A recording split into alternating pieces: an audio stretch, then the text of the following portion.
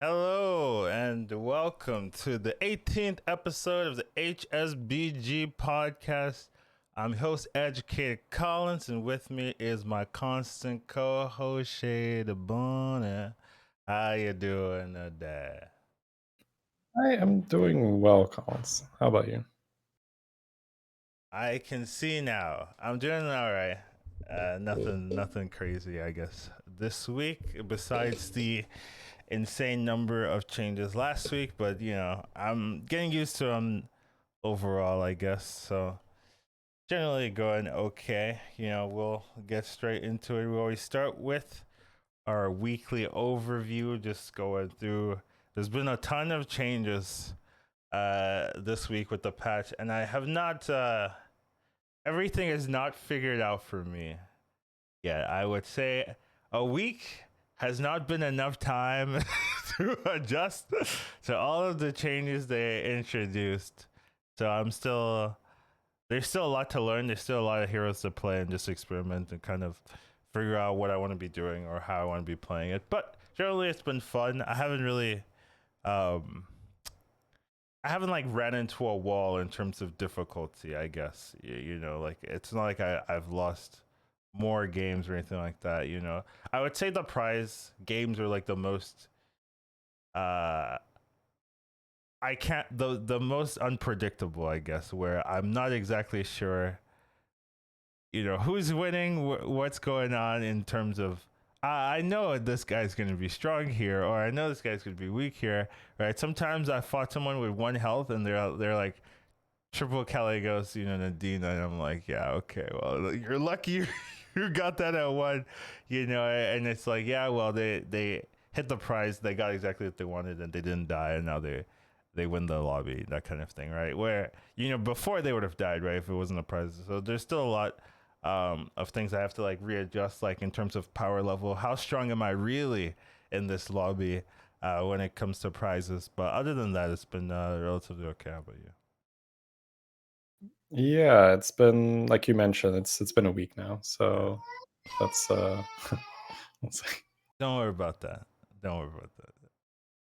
All right. Yeah, it's been not enough time to get everything figured out for sure. And I usually say when there's a new patch that I suffer a bit more than other players that are at a similar level, just because I really thrive on having things figured out.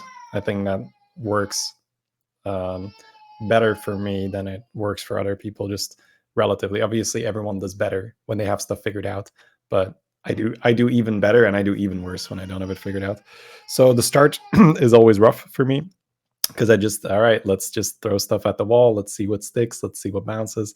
And what's been coming back from now for now, and it might just be a transitional meta thing where we have this a lot where Right. we say like, oh, this is the, but then 2 weeks later, nothing has changed, but the meta changes just Right. because people have adapted better. Yeah, they've learned how to abuse new heroes, and you're like, oh wow, this is how you play, hero X or whatnot.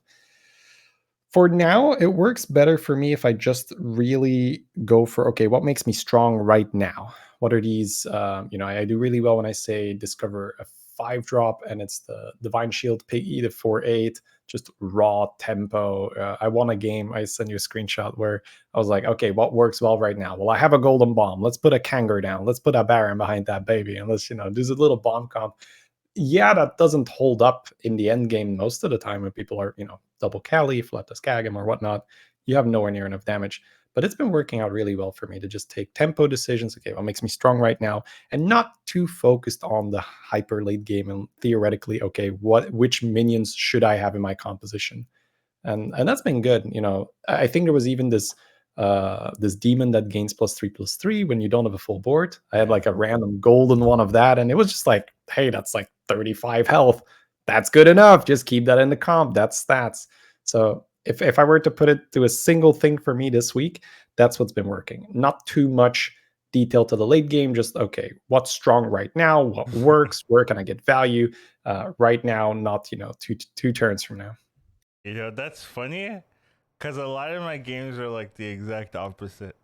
Where Of course. no, where the my opponent and myself have like insanely strong boards that I've never been able to create before. Like due to prizes or just due to people playing it slower. Right? I've seen like 500 HP Gars casually.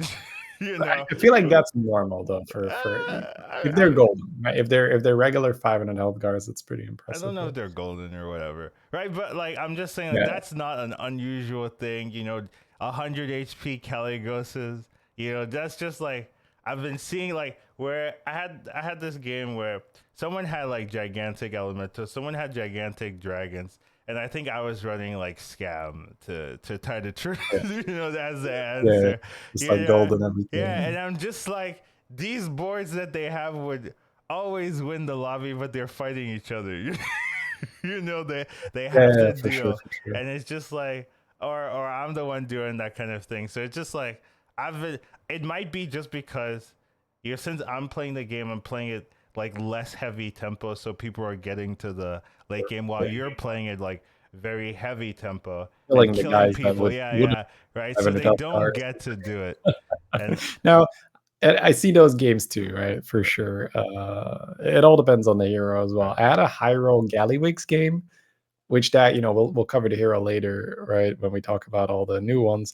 But yeah, you feel so nutty when you get ahead. It's the getting ahead part that's tricky. But right. I had a game where I had flat tusk Agam Gallywix, and whoo, let me tell you, right? I had a Hogger and I had to pass up on it because it was too late because I already had this like 60 health Pagel or something stupidly large. But if I had gotten the Hogger at the start, my God, you're like most of my turns started with 20 gold or more. And then you're just like, okay, I'm flat disc ag. Okay, let's go, baby. Let's buy my. You run into this issue in the late game where you don't get money for selling. I Mhm. I haven't actually tried this, but I think if you're over 10, let's say you're 11 out of 10, I don't think you go up to 12 if you sell a minion, but I'm not You sure. can. I've done You that do go before. to 12? Yeah, Okay, yeah, cool, great. I assumed that, I didn't want to risk it, but I assumed that if you sold a minion, it wouldn't work that way for the hero power. That's good to know yeah. because I was just managing my hand where I was just buying cards first to go below 10. But okay, that's good to know Yeah, that you I can did on actually sell. accident. I had like Oh, right. 12 gold and I bought to like 10 and I sold and it went to 11 and I was like, oh. You experimented, Collins. That was completely intentional. You did it I, so the rest of us don't have to. exactly.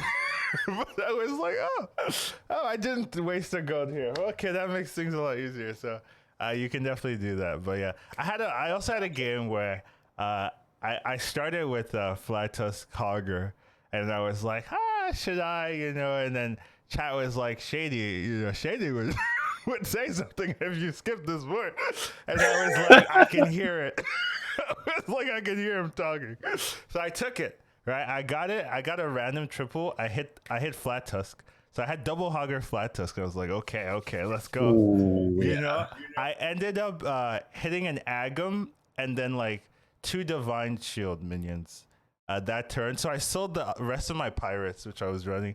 Put the divine shields in. Had double hogger, flat tusk Agam, and then three divine shields. So I was just stacking and buffing all the divine shields. Tripled the hogger eventually. Added some random thing in there too. Just went like it was very fun. Actually, The triple hogger feels so good, right? When I you're I off, finally, I get the board space now. I needed the triple. I needed that triple, and I ended up just running like I think it was like a golden selfless as well as like the end piece just to have the Usually just pick up an Algodon somewhere, like whatever, just put it yeah, in. Yeah. yeah. It was a very nice game. You would have been right. But yeah, fun, that kind of thing. But yeah, we've been here for a while, but we can move on. So, bit of information, I believe. So prizes have an adjustment. This was not in the notes when it initially came out. This was something they added on later on. So if you weren't paying attention, you wouldn't know. But they added if you're in the bottom half of players on the leaderboard. So at first on the leaderboard is not very specific, right? I was like, oh, is the high MMR rated players getting punished? Like I was like, wow, that's pretty effed. But no, it's like Time to play on the Smurf. yeah, time to play on the sword. But No, it's if you're in the bottom half of the match, so it's not MMR dictated. You're likely to see better prizes, so quote unquote better prizes, right? Some if you like some of the prizes that they're not offering you, you might be a little bit sad. But for tier one, right, there's a couple of prizes that you won't be getting.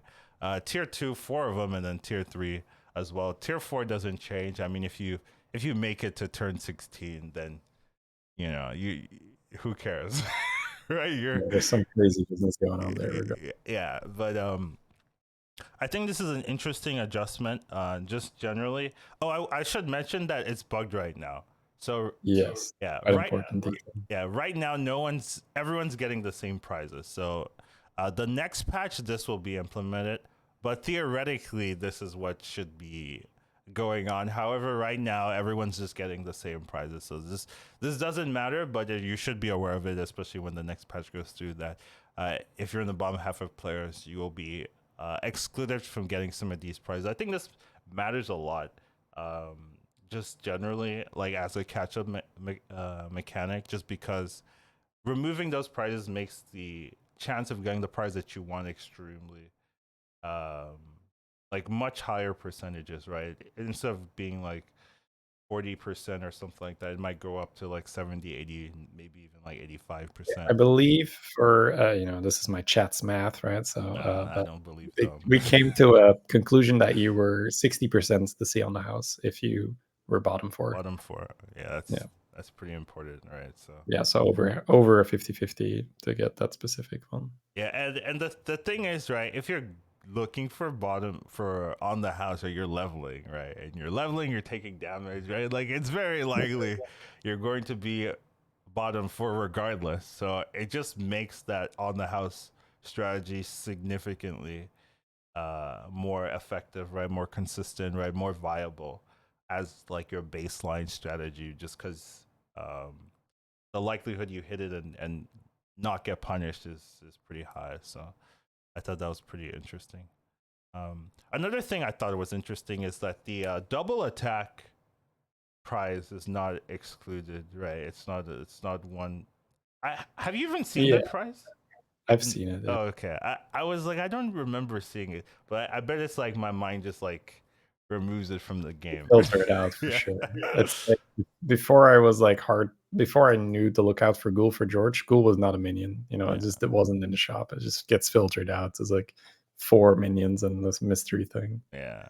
So you'll still be able to get the double. I would much rather have seen that instead of like even Ghoul or something like, because Yeah, like Ghoul brand, like those. I think those are way better than doubling the attack of a minion.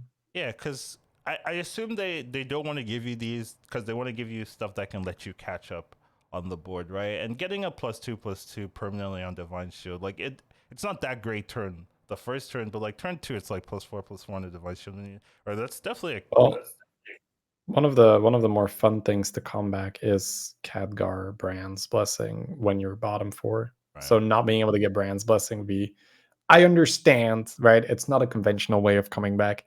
A fraction of the player base will ever use that combo. But man, that is a great comeback mechanic. Like you can get Primal Fins to pull more Murloc Tidehunters. So I feel like Brand's Blessing is definitely something you want to not exclude if you are trying to help someone to come back. Because that is about as tempo as it gets, right? One turn, double battle cry, let's go. Yeah, So that feels very weird that they're excluding that one. yeah, mirrors on as well, right? You like take two things Yeah. from your opponent, right? You There's a take lot. Murrows, you take the Tavern Tempest, just like anything is free, like all those battle cries. So that's just a great comeback mechanic. Yeah, yeah, those two seem a little bit weird. I definitely understand Great Deal, and I also understand the 1 gold per turn, right? Like, if you're like Yeah. 5 HP, like it's not doing anything for you.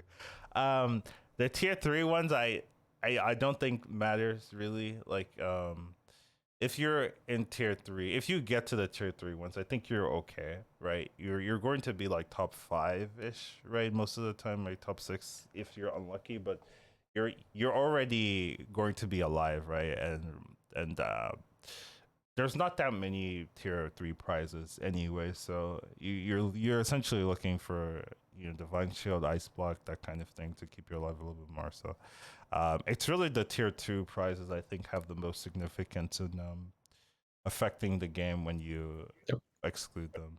Right, so even the big banana for tier 1, I don't really get like I know it's not the optimal prize, but it is a tempo prize. You know, what if it was you got 2 gems, 2 blood gems instead of Well, that would be weird because there's games where piggies are banned and then you get blood gems. I don't know. yeah, who cares? Like Yeah, I'd like I think it's a flavor thing, or maybe it's a systems thing where they just have that coded out, like blood gems. I don't know. no, it's because Yeah, they copy pasted, right? They're yeah, where sure, blood gems exactly. weren't a thing, right? But I think it would be picked, right? If instead of a big banana you got 2 blood gems, I think it would be like it's the same power, but I think it would be picked more just because it has more usability and a lot more comps, right? You could hold it, you could get the divine shield on tuss, that kind of thing. Yeah, I think that rocking and rolling new recruit and the good stuff. I feel like that is probably the ones you would want to exclude, right? Or two of those three. I think Okay. indeed. Um, Pocket Change, Gachi Gift, and Might of Stormwind. I think those are the three uncontested champions. Yeah. And then now that Might of Stormwind is +3/+3, Big Banana is like, well, it's not that much worse. It's not great, but you put True. this on a Tormented Ritualist, and suddenly, ooh, that's a 4 or 5 that buffs every time it gets attacked. So That there are you some can uses that for you it. can swap with the blood gem ability, right? Yeah. Oh wait. Yes, of course. But then they have to start printing big blood gems and all that, right? No. You get two +1/+1s. Just get the regular version. I don't That's mind the flavor, the big blood gem as well. Then they can print this new hero with a hero power that's like 1 gold to generate 2 blood but gems. then they And would sometimes change it's a big blood gem. they would change the other guy, right? They would just change the leveling blood gem guy, where sometimes you get a big one It's instead. a big blood Yeah, gem. seems seems kind of broken to be fair. If you just randomly get +2/+2 gems, but Yeah, I don't think Blackthorn needs any help right now. It's a very stable hero. Like +2/+2 and potentially better, right? When you have yeah, good use for blood gems. It's quite good every time you level.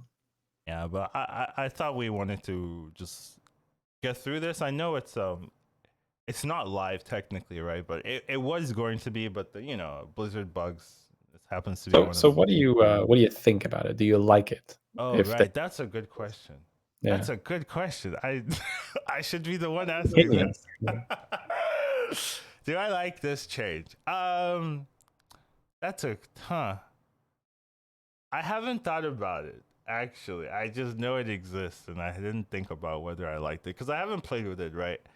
So I don't know the likelihood of how often it is. The tier 2 ones, um, they seem almost the most problematic to me just because like a lot of times you just get on the house, right? Like you're looking for on the house if you know your chances like above 50%, right? Like it just encourages that hyper leveling gameplay where I'm Omu, haha, okay, let me see if I get 2 6s or something and then go from there.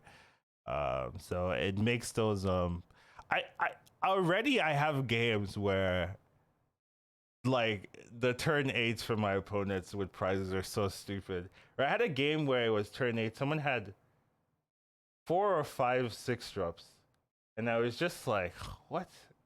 Like it was turn 8, and they had 4 or 5 6 drops, and I'm just like, this is what I'm gonna be dealing with for prizes, huh? Um, and they were not the hero I thought they were. I think they were a Eudora or something like that, where Oh wow, yeah. yeah, where they just It's maybe like triple Murloc Tidehunter or something where they had a lot of economy. I think they Mm. leveled to 5, got the 5 prize, and then and then got a 6 from that hero power, and then had on the or something. I don't know. It was very ridiculous the amount of stuff he had, but yeah, I'm not. I don't know how much I like seeing that in general, but um, I think if the tier 2 prizes were like more evenly distributed in power, right? Because on the house is like still significantly better than a lot of the other prizes, right? Like even the Great Deal, right? They buffed it, but it feels like insignificant. Like you still just avoid that thing. And I've played it with it once or twice or something like that. And I didn't feel it. I don't remember like, oh, this did something. Like I don't remember saying that at all. So uh, just it just feels weird. That's really the only one. Like I don't mind the tier one, like or the tier three. Really, I don't think it matters too much. It's just the tier two increasing the percentage for hitting on the house, right? Being just because it's so much better, and I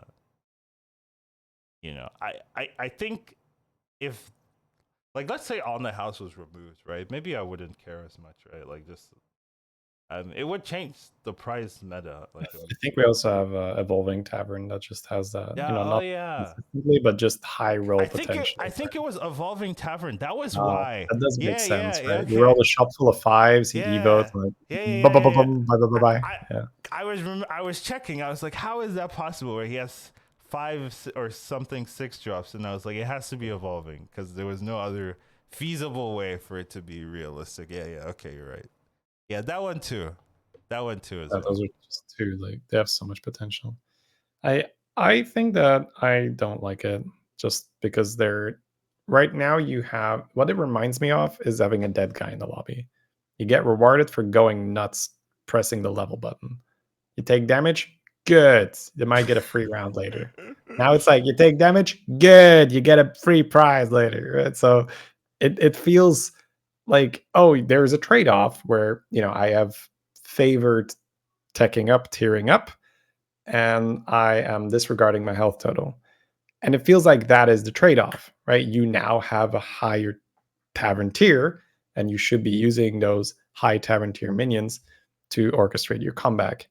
If the game is then on top of that saying, oh, here you go, here's some better stuff. So now that you have power leveled, you can abuse this to, have this nutty spike where the other person that is just steadily has played from round to round, protected their life total, now gets chunked by 30 plus damage by you because you had this nutty turn. I had way too many six drop that should have never ever happened.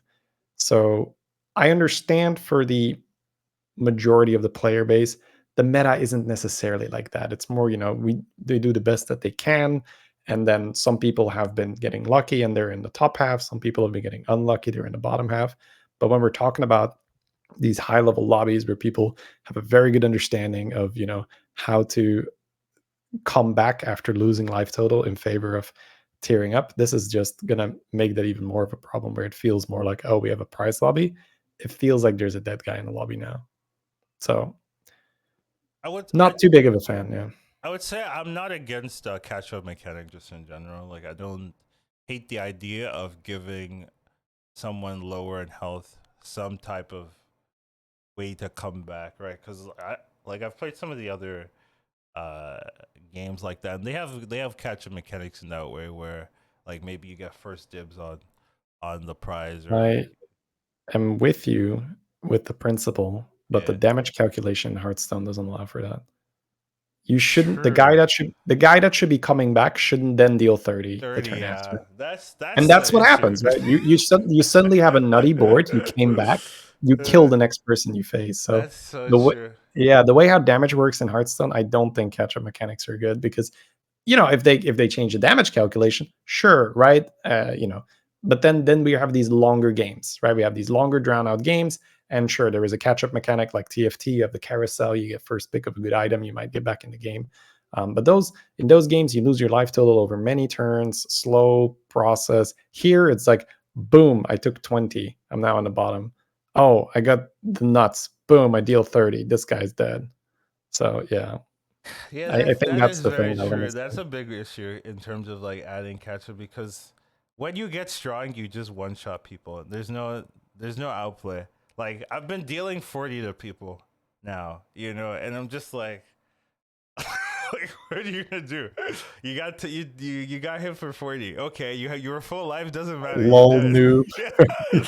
Yeah, yeah. So it's kind of rough because you're either alive or you're dead. there's no like barely alive in this game, right? Like I mean there is, but like if you're strong, you're killing people, and it doesn't matter how much health you had before, right? There's no like max cap of damage or anything, right? Like where like let's say you could only take 20 max, right? At least if you're like 21, you're like, well, I can't get one shot, ha ha ha. You know, I can do something. But here you're just like, well, take 42. Like it doesn't matter, and you just die. So uh, that does hurt the argument for catch up, just because if you get strong, it doesn't matter. Like you just blow people up, and they can't catch up to your catch up, right? Like if you get a catch up mechanic and then you become insane, like and then you punish someone, they can't be like, oh okay, you punish me now, I can also catch up. No, you just die. you just there's no you don't get rewarded for being healthy at all in this game. You know, you're either strong or you're not. It doesn't matter if you're healthy, right? You like so many games you're like 30 plus and you just die in 2 turns because you were strong early, but then you didn't transition to a Yeah, for strong sure. comp and you just The died. life total, Yeah, the life total that you save early does not carry over yeah, like very well. Now there are moments, of course, especially when you're a tier 4 gamer, that it's nice to have some padding because you know you're gonna lose. You just know you're not gonna take 25 because you have a pretty good board.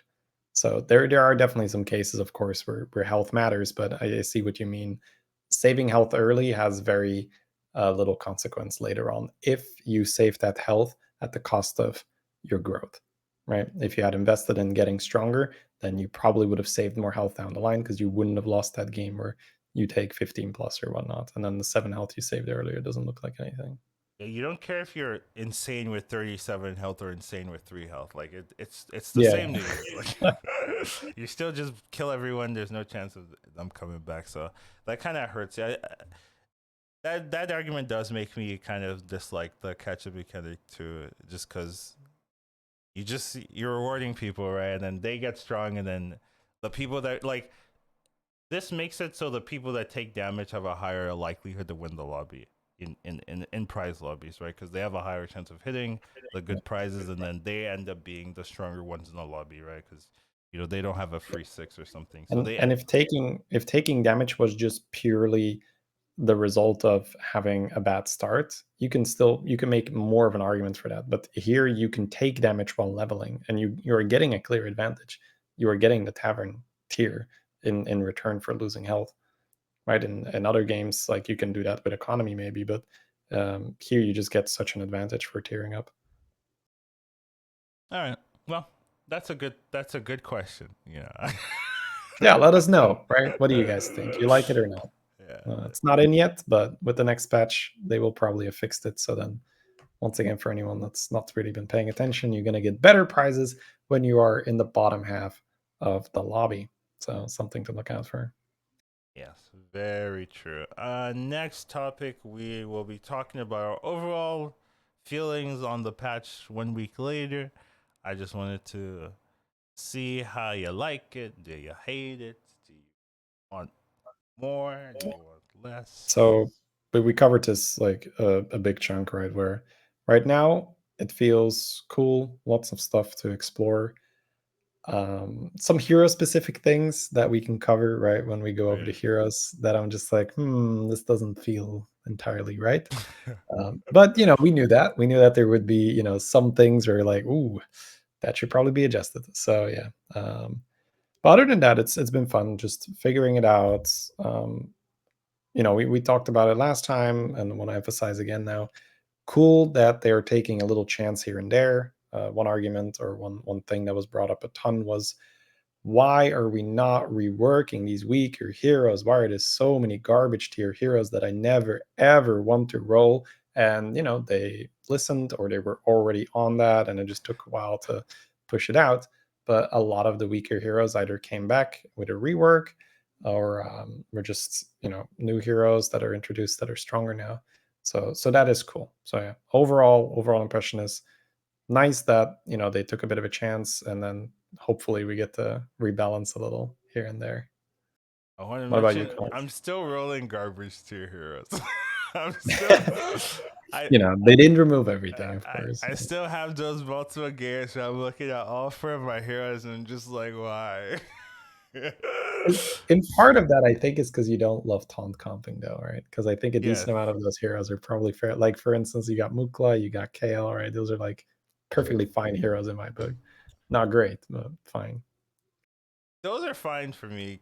Mukla KT are I'm not groaning, at least it's some of the other ones that I still have some problems with. But generally for me, I've been liking just playing with the new stuff, I guess. Generally I don't normally care about new stuff, but I guess I was ready for changes. I would say so. I was happy just seeing the new stuff in the present and whatnot, just having them come back and seeing how they change the game. So generally I've been happy with it. Uh, I'm also, I agree, super happy to see the new hero changes.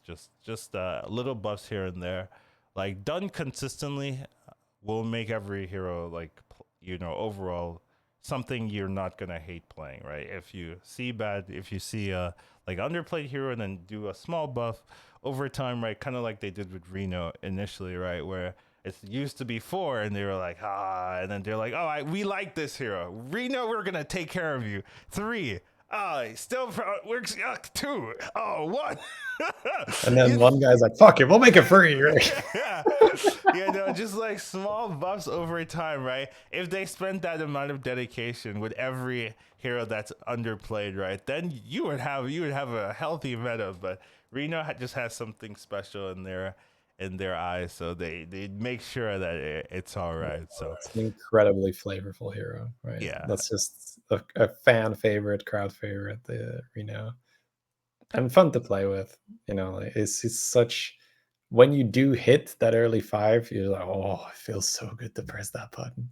yeah. But that's what I want to see that level of dedication with some of the other heroes. That's all I'm saying. But it's been overall just a good experience. Like I've been enjoying just playing and testing everything. So generally, I've been liking the patch.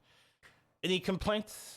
Probably, but did none come to the top of my head. But we're probably gonna go through it as we talk more in depth with some of these heroes and stuff like that. But we can get started. We're gonna go through over all the new and reworked heroes and just kind of how we feel about them a week later. I don't think we've played every hero to perfection, or we're gonna have like every single thing figured out. But we'll see what we can talk Hopefully, about. between us, Yeah, right? Enough yeah, stuff to hopefully. share. We should start with the new one, right? The fancy new one. In the I learned during the tournament, Nina's tournament, that the final passive is an aura that affects Death Rattle stuff, and I was like, oh, that changes how I play this hero fundamentally. Because now, Mech Menace is really nice. Demons are really nice. Beasts are really So nice. he's a one-sided Deathwing, right? When he Yeah, pops, yeah, yeah. that's crazy. Yeah, for it, sure. it's better because you're getting the 3 Yeah, you health get the as health. well. You get the Yeah. health as well, So yeah. I think that does initially how I was playing him was kind of like use it for tempo, try to force into some type of comp with 5 drops or something. But I think just banking on the ability of like all your death rattles are 3/3s and stuff like that, and how Mex Beast demons are like low level compositions where you don't have to beat 5 or 6 to make them work is pretty good argument that you can index on that kind of thing, because it's kind of hard to level with this hero and not die, right, and use the hero power. Because I had a rough game where I spiked and then I leveled and then I was like, and then I died, and I was like, if Yeah. I just triggered the passive, I wouldn't have died, right? I would have been strong enough. So it's hard to force the leveling, since you can't trigger the passive ability and level at the same time. So I think you want to be, you know, uh, a high enough tavern tier that you can make a comp, but not high enough where you're leveling and not using the ability or triggering the ability in a fast enough time. You know what a perfect tavern tier for that is, Collins. No, I don't tell me I, for. I think, yeah, I think this guy is amazing on 4, but that's uh, it's obviously preliminary testing. And, you know, in the same way, when I talked about, say, Sindragosa, which we can talk about a Right. bit later, like, I think what makes her good at taunt comp is you have a board of high stats things, so you don't have to immediately grab whatever you need to be strong. You can say, "Oh, I'm gonna roll until I see the champ, the arm, the shields, the Argus." You can sort of cherry pick what you want on your board, and you're not immediately gonna drop. And I think this guy does that really well, where once you proc the second part of the hero power, your board and hand getting +2/+2, that's a very good tempo boost. And especially if you say we're able to add a bronze warden or so in the mix from an early 3 drop, because usually you will proc the second part on turn on tier 3, unless you don't have good chops and you just level and you want to do it on 4, that's fine. But then you actually get to just roll and buy what you want, and then the final one happens. I think once you have some minions that you want to keep, and you're like, oh, okay, pop. I get the number 3.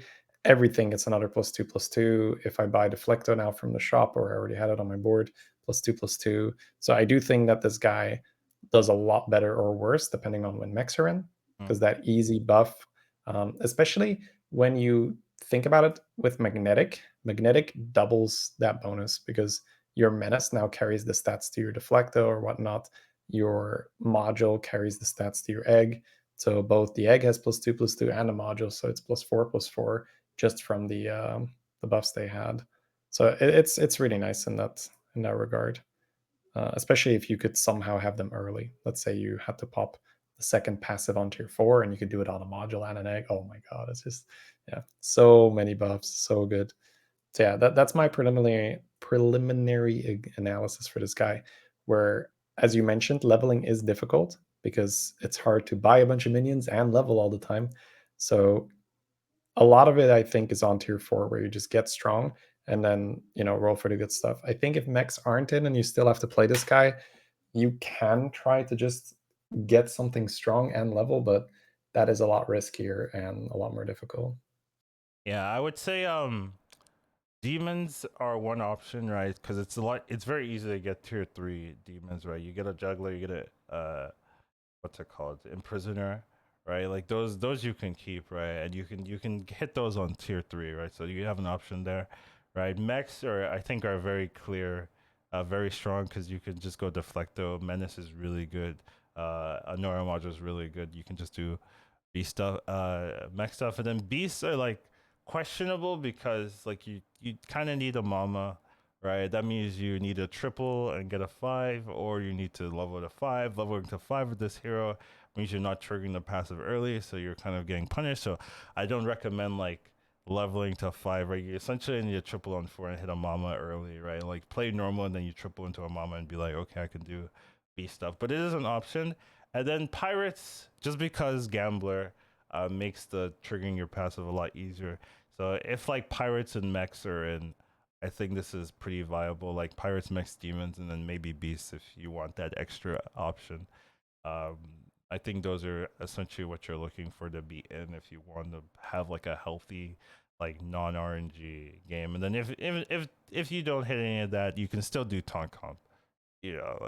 Just play taunt comp and just not use the passive, but be strong enough early that you can go and make it work. So I think it's playable. It's not a leveling hero to 5 that I like to do, right? So I was having difficulty. I was like, this hero sucks. Every time I level, I die. And then I was like, okay, maybe not the way to do this correctly. But I think those are the things you want to be looking for if you want to make this hero perform consistently. And I you, think if you just hit the nuts early, then we can talk about, oh, just push to 5 and go to 6, right? But we're talking about you get the buff like 2 bronze wardens early or something silly. It's just okay, you're very strong now. two Uh, bronze wardens, double gambler, and oh then yeah, yeah, just getting tons of tokens, right? Just economy. You get the buy, sell, buff. Then sure, do whatever. But I think in most games, realistically speaking, tier 4 is the place for this guy. yeah, I think that's fair. But any last thoughts on him or no? Yeah, just this like thing we covered at the start, where it is an aura, meaning your death rattles do get buffed. So I had some decent success just in the late game, being like, oh, I'm a Deathwing now. Cool. Let's get menace on everything. Let's put that rat pack down or whatnot. Just anything that really benefits from that is pretty cool. Get an imp So mama. Easy. yeah, that's a bit more difficult, but What do you mean? yeah, +2/+2 on every spawn. Oh, Rover felt amazing. Right, 4/5s from a regular Rover. right. That's nasty, right? So you make a golden rover. That's what? That's 4/6s. So that's you Six, get eight. 6/8s Yeah. for a golden rover. You put a Karaji at the end. That's a lot of buffs. So Yeah. yeah, things that rely on tokens like rover, like just menace, um, double dip in this passive. So very nice. Karaji combo seems really good here as well, right? Just because you're playing an acolyte, it's like a 4-3, 4-4 into a 4-3. Like, that's okay. And then you're buffing everything, and then you hit like you play rover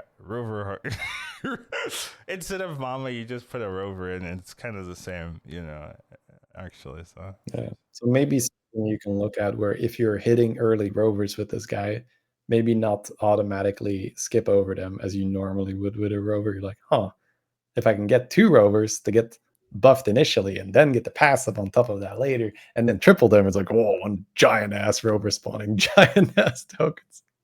sounds fun. All right. Ready to move on, I Yeah. think. Yeah, sure. Gonna be a long podcast. Right? Man. Gallacron is our next hero. So I've seen a lot of people play him. I think there's two ways to play him, where you go and you stay a little bit low level and you try to get a good six, and then you use that six or five. Sometimes we go fives to carry your comp. Like, hope the six gives you direction, and that carries your comp. Or you can kind of play it normal, just use the hero power sporadically, try to get early four, early five, or like get to tavern tier early four, early five, and then see if you just run a ton of sixes from your hero power at being on five, or a ton of fives from your hero power being on four. Like some people go like Nomi, try to hit a ton of Nomis, da, da, da. Some people try to hit a ton of Elizas, da da da. Well, Imamas, da da da. So those are the two ways I've seen it. I personally like just playing normally, and then just like getting the early five or six, and then getting multiple copies, just because it feels less all in. The weakness though is that you're not really having a good hero power until you start getting good hits, right? So you maybe use it like once or twice in the early game, and then hope that's enough to carry you. But I've seen both play styles, so I don't necessarily know which one's more consistent, but those are the ones I've seen. I spent some time on stream today just theory crafting the curves because I played one and then I realized, okay, I actually don't really know where I want to go with this guy. I think the obvious one that everyone wants to try is let me just start straight away and freeze one guy and then just get an Eliza really early, which can happen, right? And then you're very strong. But you can also not hit Eliza. Now it is a discover, Yeah, so it's the same way you would normally treat six drops. You would look, okay, our elementals in, our beasts in, right? If they're both I out and don't I pirates don't do that. Cobras are in, ooh baby, right? Um, yeah, so I th- and right now Galakrond is not doing that hot in the stats.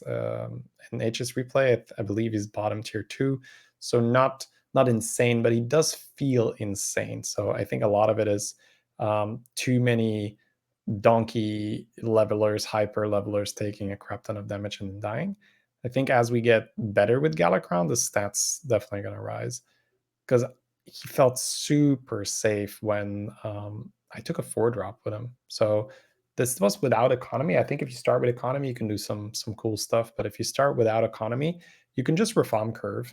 But then on 6 gold, where you would normally hero power, buy a thing, and then level, you can hero power something, the 3 drop you had frozen, and then buy the 4 drop on 6 gold and just level, and suddenly you find yourself in a position where you have a 4 drop on 6 gold. That's early. Usually, you get it on 7 gold at the earliest when, say, your Zephyrus, 7 gold, you level up in your hero power, a pair that you had on board, and you triple into a 4-drop. Galakrond gets them on 6 gold, sometimes even earlier if you started with economy. That's a different story, because if you start with economy, you can do exactly the same thing, but you can just hero power the turn 1 minion. Let's say you start with a Elemental, turn 1 you sell this Elemental, you hero power something in the shop, it's already a 2-drop, you freeze it, and then next turn it's already a 3-drop. So you would either get the 4-drop a turn earlier, or you would get a 5-drop on 6 gold. So some silly stuff you can do with Galakrond. And I think what makes them so strong is that you're not stuck with whatever you roll. You can re-roll it. You can just say, oh, yeah, those are some bad 3-drops. I'll go for the 4. Oh, those are some bad 4-drops. I'll go for 5. Hey, that's a Mithrax. Nice, let's go. So it's kind of like Unstable Evolution. Someone pointed out in the chat that does feel like it. Like, garbage. Hello, that's a really good card. Let's take that. So I think this. Yeah, go ahead. You going more farm curve, I'm assuming, or something else? Yeah, so that is reform curve. Okay. I think you can also do other curves, but I think for the purpose of the podcast, we don't have to go like insanely in depth, right? Where I think so like the reform curve is one, and I guess the other one would be where you level on 4 gold, and then you sell your token and you hero power again, and then on 5 gold you get to buy the 4-drop already because you started with economy, and then you get to roll to see if you can freeze a shop with 2 3-drops. And then a turn after, you hero power one of those 3-drops and you buy the other one. So you only need one good 3-drop. And the second one is just food for your hero power. And then you have 2 4-drops early and a 3-drop, which also seems really strong. But I would only try that if you started with a token. So it's almost like a guff curve where on that 6 gold thing, you just like go for. Oh no, wait, that's the other one. You don't level there. So on 6 gold, you would level and roll. You wouldn't hero power. Guff would hero power, but this guy, I thought about it. I was like, oh yeah, and then on 6 gold, I'll just level for 5 gold and then hero power something. But then I figured, well, then I have 1 3-drop in the shop. That makes no sense. It's better to roll and try to freeze 2 3-drops and let the shop just go if I didn't roll a good shop. So it is a little risky, right? Because we all have experienced this. You power level to 3. You're like, all right, where's a good 3-drops? And then it's 3 1-drops and a 2-drop. And you're like, Bob, what the fuck? What is this? So a little riskier, that curve. I think the reform curve is more stable. So if you want to try it out, I think reform curving. And if the 4-drop is good, I would recommend Bonker in particular. Bonker that early is nutty because sometimes sometimes Bonker survives and goes again, right? So you get 4 gems early or 3 gems early. So that's been my experience with Galakrond. And the reroll aspect. This is something that if you've played a lot, you have that feeling. Let's say, we're playing Old Maiev or we're playing Rafam. This happens a lot where you have the opportunity to triple. You need to figure out if it's a 5 or a 6. How broken would it be if you could take a peek and see, is it Lightfang or Mithrax? No, then I'll take a 6. You can do that with this guy. I did that with this guy. I was like, oh, it's Lightfang. I'll take it. Oh, it's not Lightfang. I'll skip it. I'll take the 6 next turn. Thank you very much. So I think that is probably the strongest aspect of this hero. On top of, I think the shenanigans are also just crazy, right? Sometimes I fought someone that had an Eliza on 7 gold. Yeah. And I was like, oh, that's cool, I guess. So I don't think this hero is great for the game right now because getting an Eliza on 7 gold is pushing it a little bit, right? Even Maiev didn't do that crap, right? And she got sent to the Shadow Realm for but that Galakrond is like Tavern Tier 2 or something like that, Yeah, but 7 gold, that is not crazy. Like, okay, Collins. Oh no, I'll be on Tavern Tier 2 with an Eliza on my board on 7 gold. Oh Lord, how will I ever recover? Right? No. let's not be like, oh, poor guy, he's only on Tavern Tier 2. That guy's gonna slay everybody, right? He's super strong. That's so much fair. Okay. Yeah, okay. So I don't think right now in his current iteration he's healthy for the game. But 1 week, a few games here and there, some high rolling stuff. Maybe next week I have a different opinion, but that's what it feels like right now. Just because there's many ways to play him and a lot of them feel strong. And I think once the player base has figured out that you don't have to Pepega, you don't have to take 30 damage and then try to stabilize. He's actually, because I see some Galakronds like Tavern Tier 4 on 7 gold, full open fort, nothing on their board, with the 6-drop frozen in a shop. I'm like, bro, you don't have to take that amount of risk here. Just put some minions on your board. Don't take 30. So I think once we stop doing that, the stats are going to start going up. Yeah. If you look at the stats in HS Replay, if you take like half the top 50%, right? He's like bottom tier 3. I mean top of tier 3. You cut it out to like the higher tier. He goes up a bit, right? So I'm assuming like the trajectory is upwards, right? As people play better, you'll get less like free losses with the hero, and you'll start seeing more wins and more top 4s, right? Like I think his win percentage is pretty reasonable, right, for a hero. So his potential is there, right? He can win lobbies and whatnot. So just people need to get better at like not insta dying, right? Like I've done this before, with some heroes where I'm just like, we're either gonna win or we're dying, tier 6 or bust. There's no top 4 gaming here. We're just gonna win or we're gonna die. It's like playing Alexstrasza, kind of. Like I'm getting a Caligos or I'm dying. I actually played Alexstrasza recently. I got a Caligos again. So that's like 2 Alexstrasza games, 2 Caligoses. So, I'm just saying maybe they buffed the Alexstrasza. My opponent today pulled Caligos Dong. I was sitting there, really, bro? Kelly Dong? Okay, then. I didn't get Kelly Dong. I just got like Kelly 3-6. Bro, you got unlucky. What the hell? Kelly had a 3-6? Yeah. Yeah. How did you survive? I was so complaining, But yeah, I do think the hero has potential. So there's a lot of ways to play it out, at least. So I think as people like, eventually there's going to be like a consensus on what the best curve is or what the best style is, and then like a lot of people are just gonna adapt that. So we haven't got to that at this point, or they haven't told me yet, so if you know I think Saf, maybe we can bring Saf on or something next week. He was telling me he had like 5 out of 6 games with Gallicron was a win. Well, because he started with economy. That's just Saf. That's just Saf. Yeah, that's how he rolls, right? Like he squeezes the most out of a game. He's like, all right, we're winning this, or he's much more in that regard, like top 1 or top 8. Yeah. So I don't know. That he says that with every hero he plays. Yeah, but it's true, right? Like what you're saying. Over the next few weeks, we're gonna get a consensus, right, on like, oh, this is the way you play him. I do think with Gallicron, it's not really set in stone, because you have to see, okay, which things did I get, and does it make sense to take one now? So I think that might be something where there will be this bar to entry where you need this level of understanding of the game where you say, okay, I can't just say take a 4, take a 5. You got to see which 4s did you get offered, which 5 did you get offered. Sometimes the 4 is amazing, sometimes it's garbage and you should take a 5. Sometimes taking a 5 will kill you and you shouldn't take the 5. So sometimes the 5 is garbage and you want the 6. So that's going to be on part of the player, where we can't make this completely cut and dry. Always do this curve. You're going to have to see where you roll. Saying I can't be brain dead. That is a darn shame, That's my favorite part. Just turn off the brain, let the game play, But all right, we'll figure it out. You can always just complain. You can always take it to 6 and complain if it's not alive. Yeah, my favorite strat. That's true. That's a good strategy. That is a good strategy. All right, let's move on. Next here we'll be talking about is Trade Prince Gallywix. I know you have a lot to say about this hero, so let me start.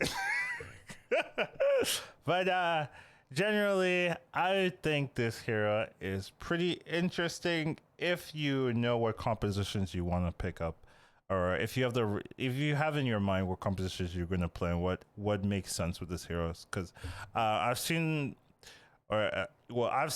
done comps where I'm almost playing normally, not really thinking about this hero and just being like, oh, I have 2 extra gold here. Oh, I have 3 extra gold here. And that actually feels okay at sometimes, but then sometimes you like lock yourself into what's the word? You like lock yourself into utilizing this hero power as best as possible, right? So you're like buying things that you don't necessarily care about or need just so that you could use the hero power. So I guess I'm just talking about the warning signs because I feel like that's not what's coming out of your mouth. But generally, I think the hero's okay. In terms of like, it's a good hero for winning, but I wouldn't say it's like the easiest to play, right? Because having extra gold is just it's a hard mechanic to balance, right? Like running out of time, because even with 10 gold, sometimes I'm running out of time, right? And the way I play, right? Sometimes I'm like thinking for like 70% of the match or the clock. And then like the next 30 seconds, I'm doing everything, you know. And when I have like 15 gold, I forget how much extra plays you can make with like 5 extra. Like it's Yeah. surprising how much extra things you can Am do. I not out of gold yet? Holy crap. Yeah.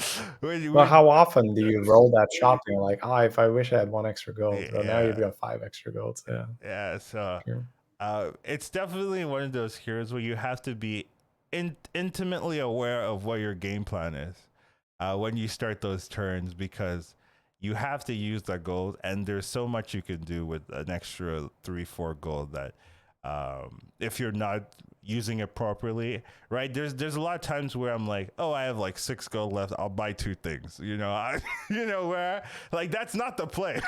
The play is to roll it down and to figure out what you're gonna do. Like you can roll into like so much things and fundamentally change your game plan with those rolls, but you just get lazy. You get tired and you just like, oh, run it down. So it is a like almost like a high skill hero in that you either need to have a game plan that you're aware of and can execute properly where you know what you're looking for, or you just have to be very flexible and like, I have this much extra gold, I can use it, or I need to buy the token this turn, next turn is going to be incredibly taxing on, on my resources and my time, so I have to be careful, firewall exploit, probably hero, in a sense, but uh, you can take it from there, I guess.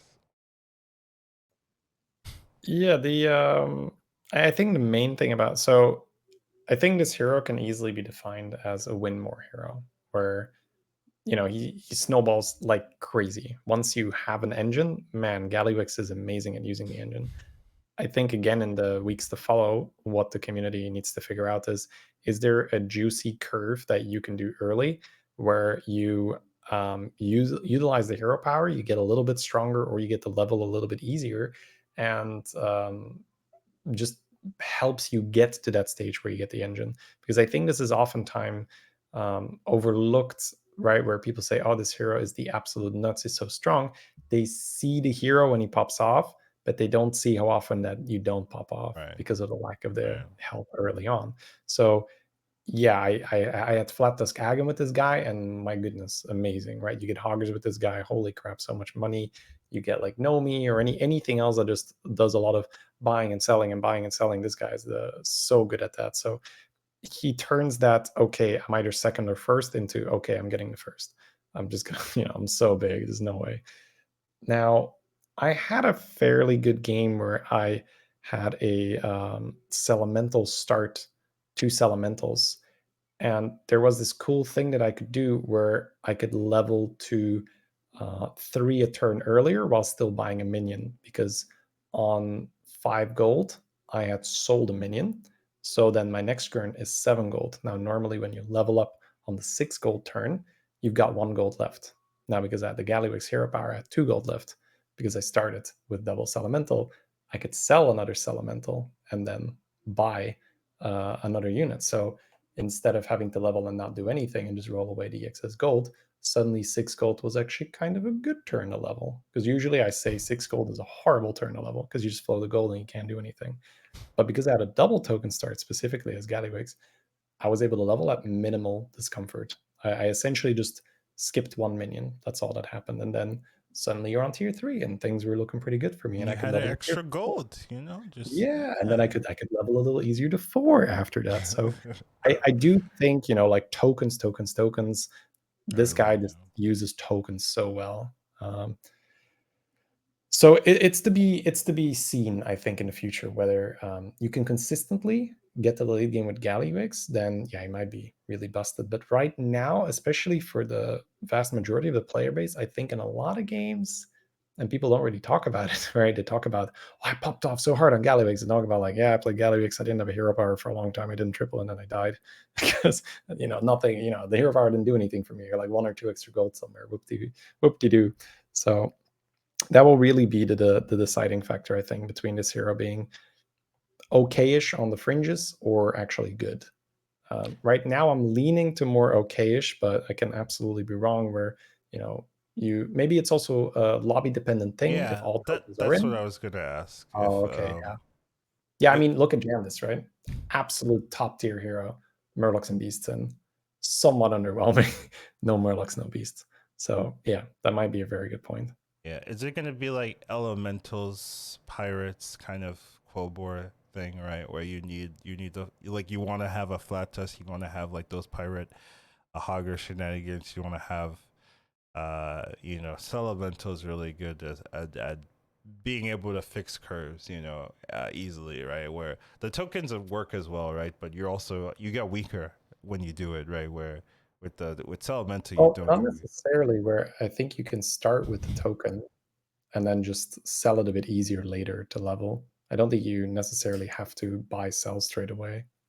Yeah, no, But yeah. but I'm saying like a Celemental, you sell one, you get a 2/2 back. Where Oh, yeah, sure. the 2/1 Murloc, you sell it, you're losing a 1/1. Like in the early game, that can be like 2 Well, health. you would only sell it when it would make sense, right? Yeah, You wouldn't yeah. sell it before the gold. So most of the time, I don't think it really makes you that much. But anyway, I feel like that's a detail. Doesn't I really agree. matter. I think you're Yeah. right there, but it is something to consider. But The I think it feels a bit, now that we talk about it, or like figuring it out on the podcast, it feels a bit more like Hook Dusk Millhouse ish, where some lobbies are extremely good for those yeah, heroes. Where you got pirates, right? You get to play with Swabby, you get to play with the money pirates, you get to play with the cat, you get to play with the Murloc, you get to play with Sally. So, and on top of that, if Quillboars are in, you can buy bacon, sell bacon, you get the money later on. You get the gems right now, as you mentioned. Flat Tusk is in, Hogger is in, so I think that probably has a big part to play in whether you want to play this hero or not. Like how much economy is in, and are those really good tools? Are they in? Do you get the Hogger? Do you get the Flat Disc, or are they banned? that's very fair. All right, good stuff. Uh, So I guess consensus is it's a lot of potential here, but might be very lobby dependent. You can play him. That's my consensus. If you want to play him, I'm not stopping you. There are some heroes I'd be like, no, don't play this one. this one, this one's fine. So feel free. Next hero we're talking about is my Ev. My Ev, I've been surprised because I haven't played her, but I have watched multiple people play her, and every time they've gotten eighth, and I'm just like, huh. Okay, well, I don't want to play her because every time I see someone Oh play wow. her, Okay. they've gotten an eight. Has your experience been different? Because I've just seen multiple people get Yeah, eighth. I just like dumpster the lobby so Okay, easy on her earlier. okay. But yeah, I mean, it's all about high rolling with her, right? I guess theoretically speaking, she didn't really get weaker if you had a good game. But a bad game on her hurts so much more now because you have to wait one additional turn, right? If you get what you want early, you get your micro mummies, you get your acolytes, you're strong, you get economy, you get the hero power. You kind of wanted a 6 anyway, right? So you're getting that 6 regardless. Are you like Sometimes. forced to get a 6 now? Is that the difference? So in the game I had, I took a very early 5 because I had a micro mummy triple insanely early. Oh, that's But the I just difference. Okay. Yeah, and because of the hero power, it actually helped because it was stayed in the shop one turn longer. I could just hit the level button. So I think if you get a very early triple now, she might actually be better because you just smash the level button, and then when it comes out, you don't have to take a 4, right? You could take a 5. Now, I think in most games you're probably still looking for a 6, but it depends on when you pin it. As I mentioned at the start of the podcast, I do feel better right now in this meta to do a bit more tempo oriented. So I think that's where people are going wrong with Maiev, where they're just locked in this mentality where it has to be a 6. I need to get Flat Tusk and I need to start scaling. And I think it's totally I think it's totally fine that if you get to pin your triple early enough for a 5, that you can take a 5. Depends a bit, of course, on your health total, etc. Whereas before, Maev was a little bit stronger early. You wouldn't have to wait as long, and the meta was also a little different, right? The meta was more set. Expectations were made, and you were like, okay, I can get away with this. Right now, especially, that's something in particular. Mutinous. It feels like Mutinous has these stupid spikes throughout the game where he just eats something large. It goes on a shield, and they take 20 damage The because the mama shield. bear spike. Yeah, something nutty, And, right? Or it's and this half of the time it's this huge tormented ritualist eating my entire board and just buffing +8/+8 on the thing that are on their edges, and nothing died and it takes so much damage. So I think that might be a problem that people are running into right now with my F4. They're sort of locked in their way. It has to be a 6. And I think as long as you're just going for the tempo pick, she's probably still okay. I'll have to play more, of course, and I did high roll my game, so that is the disclaimer, right? But I did get quite a convincing first. I think what helped as well, it was in a prize lobby. So uh, I got the gold to fix my curve, because normally when you power level with my Ev, you have a turn where all you can do is level, and you yeah. can't level hero power. The coins made it so that I could level hero power, which makes Oh. a bit of a difference, right? It's only 3 turns later that you get the minion, but still, Oh, so you're locked in. You can't level a hero power if you do it normally. At the well, end. if you power level, right? But I think right now, if you have an early triple and you are, so the normal reform curve, even though we're playing my FR, we do call it reform curve, Yeah, yeah. would level at 6 gold, 7 gold, 8 gold. Yeah. But you can start 5 gold, 6 gold, 7 gold if you have the triple early, because I think part of it is the hero power is just purely there to make the triple, and then it's like drop it, it's done, right? Because 3 turns into the future, that's a long time to invest into. It also messes with your shop a little bit if you have to pin early and you have 2 other things in stasis, because you already start losing a shop slot. Whereas before you'd have to be tier 6 and have two things pinned, Yeah. you would lose a shop slot then. Now you can already lose a shop slot on tier 4 if you have 2 things pinned and you pinned the third one. The third, essentially, you would have to end your turn on a hero And it. power. Otherwise, you would block your shop. Oh. So I think the hero power is purely something where, okay, I would be wasting the gold anyway, so I'll just hero power now. So I think that's how we're gonna play. If we're gonna play Maev, I think that's how we're gonna play her. You just use the hero power for triple, and then you just put it aside and you say, okay, you've done your job. I can use you if I hate wasting that last gold. Maybe I'll pin a Baron or a Selfless later on so that I can have it when it matters. But right now, you're done hero power. Thank you Three for your turns service. is so late though. Like that's the issue, right? Let's say you're pinning like a mug. 3 turns in the future. I'm like, like the game's over. At that point, I'm looking at the winning compositions, right, for Maev, and they're all tier 6 comps, right? One is Pirate Scam, right? So they have Eliza's. One is Caligos, it's tier 6, and the other one is like no is Elementals, right? With like double Little Rag Genie, of course, so the people that are winning are just hitting triples, getting sixes, right? And then using the sixes to win, right?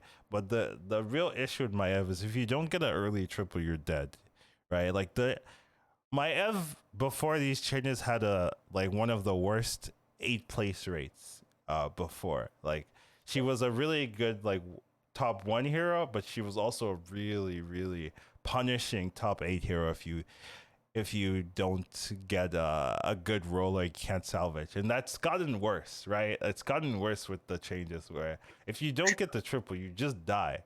You there's no there's not a lot of salvation for you here because you don't have a good line. Your board is full of 1 drops and you're taking a lot of damage leveling, right? Hyper because you need a hyper level to hit the triple, right? Or get something, right? So you're just taking a lot of extra damage because that earlier, right? You would have a little bit more strength, right? Just because you're getting an extra minion a turn earlier, so you're a little bit stronger. Now you're not, so you're just taking more damage. And then if you don't hit something powerful. If you don't hit a triple, a good six, right, or two good sixes, then you just get blasted. So you just have to be very careful, right? My experience when I was watching my opponents play, they got eighth, like multiple. Like I think I had 2 or 3 games where the Maev was eighth, and that was like okay, like there was nothing there for you. It's because they didn't hit the triple. They didn't have a line to I survive. think that she might not really be worth picking up for newer players, but I think when you have someone that is extremely comfortable with old Maev, pick up new Maev, they can probably still make it work. I guess that would be my instinct right now. We're obviously talking early on. We don't really have all the data yet. We don't have, other people telling us like, oh no, wait, this hero is actually really good. This is how you have to play her. But that's what it feels like right now, where what you say is true. It is more punishing now. But before, there was also this huge divide, right? Where there was first or eighth. But the good players rarely got an eighth on Mayev. Because they would just either find a way to triple, or they would know that, okay, it's not It's happening. not happening. I'm Let gonna me start. salvage. Yeah, yeah, that's true. Yeah, let me start. Whereas other people are like, all right, well, I have the pairs. I guess I think this is probably one of the most common mistakes people make on these farm curve heroes. They know the generic game plan is to get a six. So they have their pairs and they say, oh, let me just go to tier five. And then next turn, I'll probably roll into one and then I get the six. And That's then they what get I do. absolute, well, they get absolutely dumpstered the turn they go to five. And then even if they hit it the turn after, it needs to be absolutely perfect or they're just That's dead. true. Right. Yeah, It's you so, like, yeah. you gotta be real careful on that turn. It's a choice you're making, and you've got to be very aware. What do I do if I hit a six? Like, because you say, okay, I'm gonna level to five and hit a six. What do you do if you actually hit the six? Right? Can you instantly become the strongest in the lobby that one turn? Right? A lot of people are like, okay, I'll level go, and I'll get the six, and then like they get the six and they're still weak, right? They need an extra turn and they die, Yeah, right? they Where just pull a flat tusk and I'm like, all right, now let me just roll for the agam. Oh, I died. yeah, Right. there's Like one flat tusk doesn't actually yeah, make you a house. you like sometimes you've got to pre-set up your board to to hit the six and then win, right? Like I had a couple of games where I was leveling, I was playing Yogg or something, right? I was leveling, I had like a bunch of weird stuff, and then uh I leveled to five, right? And it's just like, what do I do, right? I have this scallywag that normally you sell because it's like I had like 3 pairs and like a scally and something, and I picked up like a 5/6 off my Yogg here. Normally you sell the scally, but I'm like, no, no, no, no, no. If I hit an Eliza, then the Scally is like the best Yeah, card in for my sure. board. So I kept the Scally. Do something else that wasn't like necessary. Hit the triple, hit the Eliza, instant put the Scally there. I'm like the strongest in the lobby, right? But a lot of people just like absentmindedly sell the Scally because it doesn't really fit, but it's like a very key composition for something that you're gonna hit if you do hit the six drop. So it's just like something you're aware of, like pre-setting up your board so that if you do hit exactly what you want, you can immediately transition and be strong. You don't need like that half a turn or one turn setup switch where you're rolling for the Scally, now you're rolling for the Baron, or you're rolling for dragons or something, right? Like if you pre-set up to get a Kelly Ghost and you just poop, Kelly goes 5 dragons already. Like it's very easy to play the game, right? You don't have to like spend Yeah. that extra turn looking for like a Murazan. So that's just something you have to be aware of, and that's super evident in like these type of heroes where like your game plan is to get a six, right? But you haven't like preset up your board where if you do get the six, you're instantly strong. You don't have You to need wait you the need to turn. plan for when you get Yeah, lucky as well, yeah. when you get unlucky, right? Not be like, oh, I got the six, now what? Right, yeah. For sure. Yeah, that's a big deal when the same thing as if you go for fives, as for sixes, you start looking, do I have a Skelly? Do I have dragons for Kelly? For fives, a lot of it is let me spread out Mm. my types so I can do Yeah, Light yeah, Fang you're again. mirror, you're a Mithrax Yeah. light fang. Yeah, yeah, right. So you Like you might gotta. sell, yeah. Go ahead. I agree. No, I'm just agreeing with you. Like, how many games do you go? You hit a light fang, and you're like, well, now I need to find my types. Yeah. It's like, what are you But doing? you kept the spawn, you kept an acolyte, whereas you could have kept a murloc, you could have kept a dragon, right? And if you very specific, especially let's say you're playing something like Jandis, and you're getting two fives, you can really set your board up towards that. So Yeah. okay, cool. So for Maev right now, weaker, absolutely, more fragile, more. If you get bad luck, it's going to be very difficult.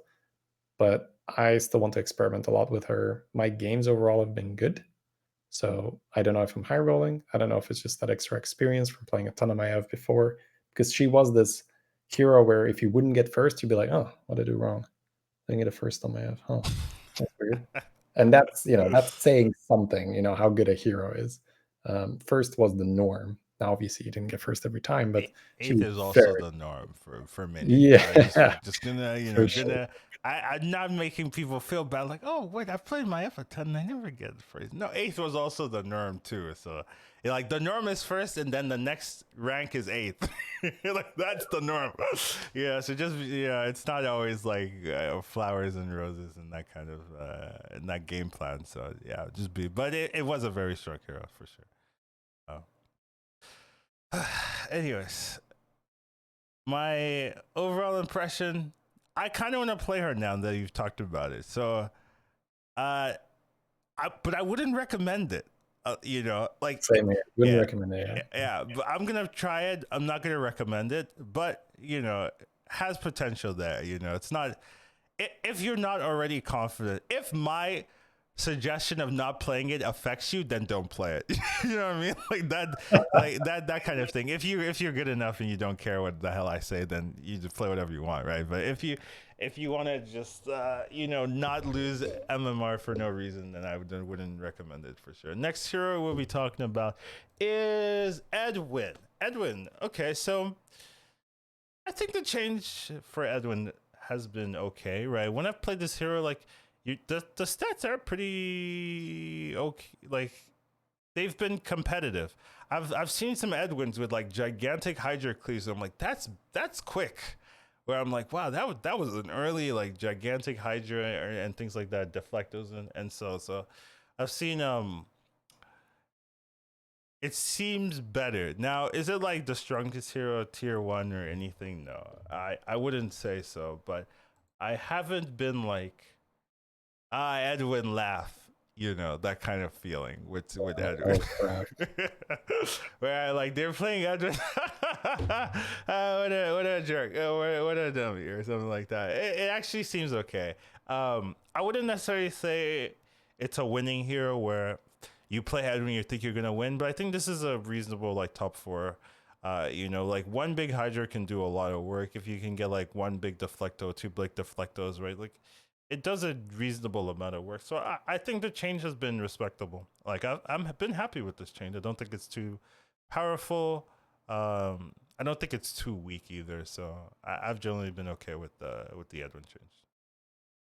Well, I will admit that I have not been able to play an Edwin yet, Okay. but I just based off what I've seen in my lobbies and just purely thinking, well, what would happen if Edwin's attack would scale twice as fast? That's got to be at least decent. So yeah, same opinion here for now. Do want to play a bit more. I think this hero does very dependent on what's in and what's out, right? Yeah, How many shields are in, cleaves are in, yeah, so yeah. huge deal. You need mechs and beasts or something like that. Cleaves are still very key. Deflecto, like you can play regular mechs nowadays. Like if you have like a 230 deflectors, like that's enough. So but you need those in dragons, like bronze warden still has value and whatnot. Going off the stats here, right? Just looking them up. Mm-hmm. If we're looking at the HS replay top 1%, he's parsing slightly below Omu. So that's a really good average placement. Below If you're Omu? Yeah, you're in good company if you're right below Omu. So we got at the top of tier 2, we got Omu, Edwin, Deathwing, Alakir. So those are the Pathway. top 4 there in top 2. What's Deathwing doing here? Well, Deathwing, I think Deathwing is good. I think you're very late on the Deathwing train, right? So XD, I'm always a fan of tier 4 stuff, right? So you don't have to, try very hard to convince me. But XD was very, very praising of Deathwing a long time ago already. And I was just like, all right, whatever. I'll just start playing Deathwing again. And yeah, it's a top 4 machine. It's just very good at getting top 4. You just do the thing where you play eggs, menace, deflect those, do a little taunt comp, do a little thing here and there, play some rat packs in the middle. Boo. And It doesn't win. yeah, it's not very exciting. It's a very boring MMR machine, but it works. You just play mech, and that's very good. Don't I play would Deathwing when mechs are. I was playing against someone. They went to level 6 on like 8 gold. Yeah, I was like they were tavern tier 6 on 8 gold, and I was just like, okay. Like that's fun, you know. But you know, they were doing like the old Deathwing strat was you just hit a rat pack and you level, right? They hit pack leader rat pack and they just leveled to 6, and it worked out for him. He didn't win, but you know, he almost got there. It's because I was playing in the lobby, you know. You know, you would have won in a normal lobby, not one graced by my presence. Yeah. Did I even win that? I don't remember the game, but I know that he didn't end up winning. I think I did win the lobby. Feels bad, man. But yeah, it wasn't. It was. I was confused when I saw it. I was like, oh, he's faster than me. You know, it's too quick. But yeah, I think Deathwing has some value. But we're not talking about Deathwing. We're talking about Edwin, right? And Edwin seems viable, right? If Mexerin, Beasterin cleaves, you have cleaves and divine shields, right? Very good target, very safe hero. Not a hero you're expecting to win the lobby, but definitely a hero you can expect to maybe top 4 if you get the right minions and things like that. So I think it's pretty solid. Like I didn't think this change would be as impactful as it ended up being. You know, I was dunking on it when it came out. I was like, oh, extra attack, you know, is that enough? But turns out it is. So a little bit wrong there, but what can you do? If we look at someone like Guff, for instance, right? Yeah, that Right. makes all the difference. Yeah. Plus one or plus one plus one. That's a big deal. Yeah, poor Guff, you know, fall from grace, you know, used to be legit number 1. Now it's not there. Now, not. Yeah, not Man, he's currently residing in tier 3 in the win rates after being number 1. Crazy what happens when you change a 1 into a 2 or vice versa. Yeah, I'm honestly shocked how big of a difference it is. The 1 into a 2, you know, like changing as right. They changed the map from a 2 to a 3. That's a huge deal as well. Yeah. One, like, this game has one of the biggest like impacts of like one number change. Like it changing a 1 to a 2 or a 2 to a 3 is like gigantic, right? Where some of the other games, right? Oh, you know, they have like 500 attack. Oh, let's make it 505. It's like whatever. You're whatever. You're not gonna feel it. Yeah, this is a super high tempo game, so like any small change you will notice. I'm gonna add a feather to your build, you know. That kind of thing. But yeah, Edwin, I recommend. I think this is a playable hero if you want to play. Seal of approval from the podcast. Next hero we have Brand. Now Brand is interesting because I've been hearing a lot of smack talk about my brand, saying it sucks, it's not good, and I say no, it doesn't suck. You suck. It's not. Actually, I wish I could say that. I do think it is not as dominant as I initially thought it was going to be, but I think that's more to do with how players are playing the hero. I wouldn't say it's necessarily a bad hero. Like, I haven't had that much issue with the hero personally, so I find that a little bit surprising that other people have, but I think it's fair because if you are like there are like there's really, I've seen like 2 or 3 lines where one is like commit to complete Murlocs, other one is go Menagerie, other one is like do like Battle Master shenanigans, so you have like one really good minion and then like supplemental stuff for like Menagerie, Light Fang side buffs, right? Or like taunt comp or something. And I think that the Menagerie is like the safest one overall, right? But then you have to be looking at what's in the shop, what's in the what's available, right? Like you need Divine Shield or cleave things to be readily available, and then you can like get a mug and then have a lot of value there, right? And then for Murlocs, right, it can be really tough because Either you stay on like 4 or something, and then you look for lookouts, and you see if the lookouts can give you enough stats to be strong enough that you can like start leveling and then like go Gurgle. But even then, like just staying on 4 can be enough if you can just hit the right amount of like poison and sears and things like that. But it's definitely not as consistent as like, because you're very reliant on, first of all, setting your board up where you have full Murlocs, which can be super hard to do um, early on and not take a lot of damage, right? Because if you're forcing Murlocs early, you're dying. I I I think that's been evident nowadays. Like after playing for so long, if you're forcing Murlocs early, you're dying because they just don't have the strength. I think that's spot on. So my brand game, for the most part, now I do want to practice a bit more because I've done the Murloc thing, and it just reminds me that Murlocs aren't a tribe right now, right? It's there. It feels like Murlocs are great support once you have a Malgadon, Yeah. once you use Primal Fin to discover more Malgadon. If you are playing Menagerie and you have 2 or 3 Murlocs and you're, buffing them, sure, cool. But for the most part, Murlocs don't really exist. And we can see on HS Replay as well, the most common tribe for Bran is Murlocs, because people think, oh, I have a Bran, what should I do? Oh, Murlocs, cool. Let me just go and play that. And Murlocs just have this problem where, okay, first of all, are you going to level to 5 or not? Are you going to have that turn where it's like, I'm not getting much done. I'm fairly weak. Let's say you didn't go to 5. You're not going to be able to roll Begurgle. You're not going to be able to discover Begurgle. You're not going to roll another brand. You're not going to get Faceless Brand. So you're not going to pop off. That's for sure. So then you're playing this mediocre Murloc build, and there is no assurance that you're hitting Primal Fin next round.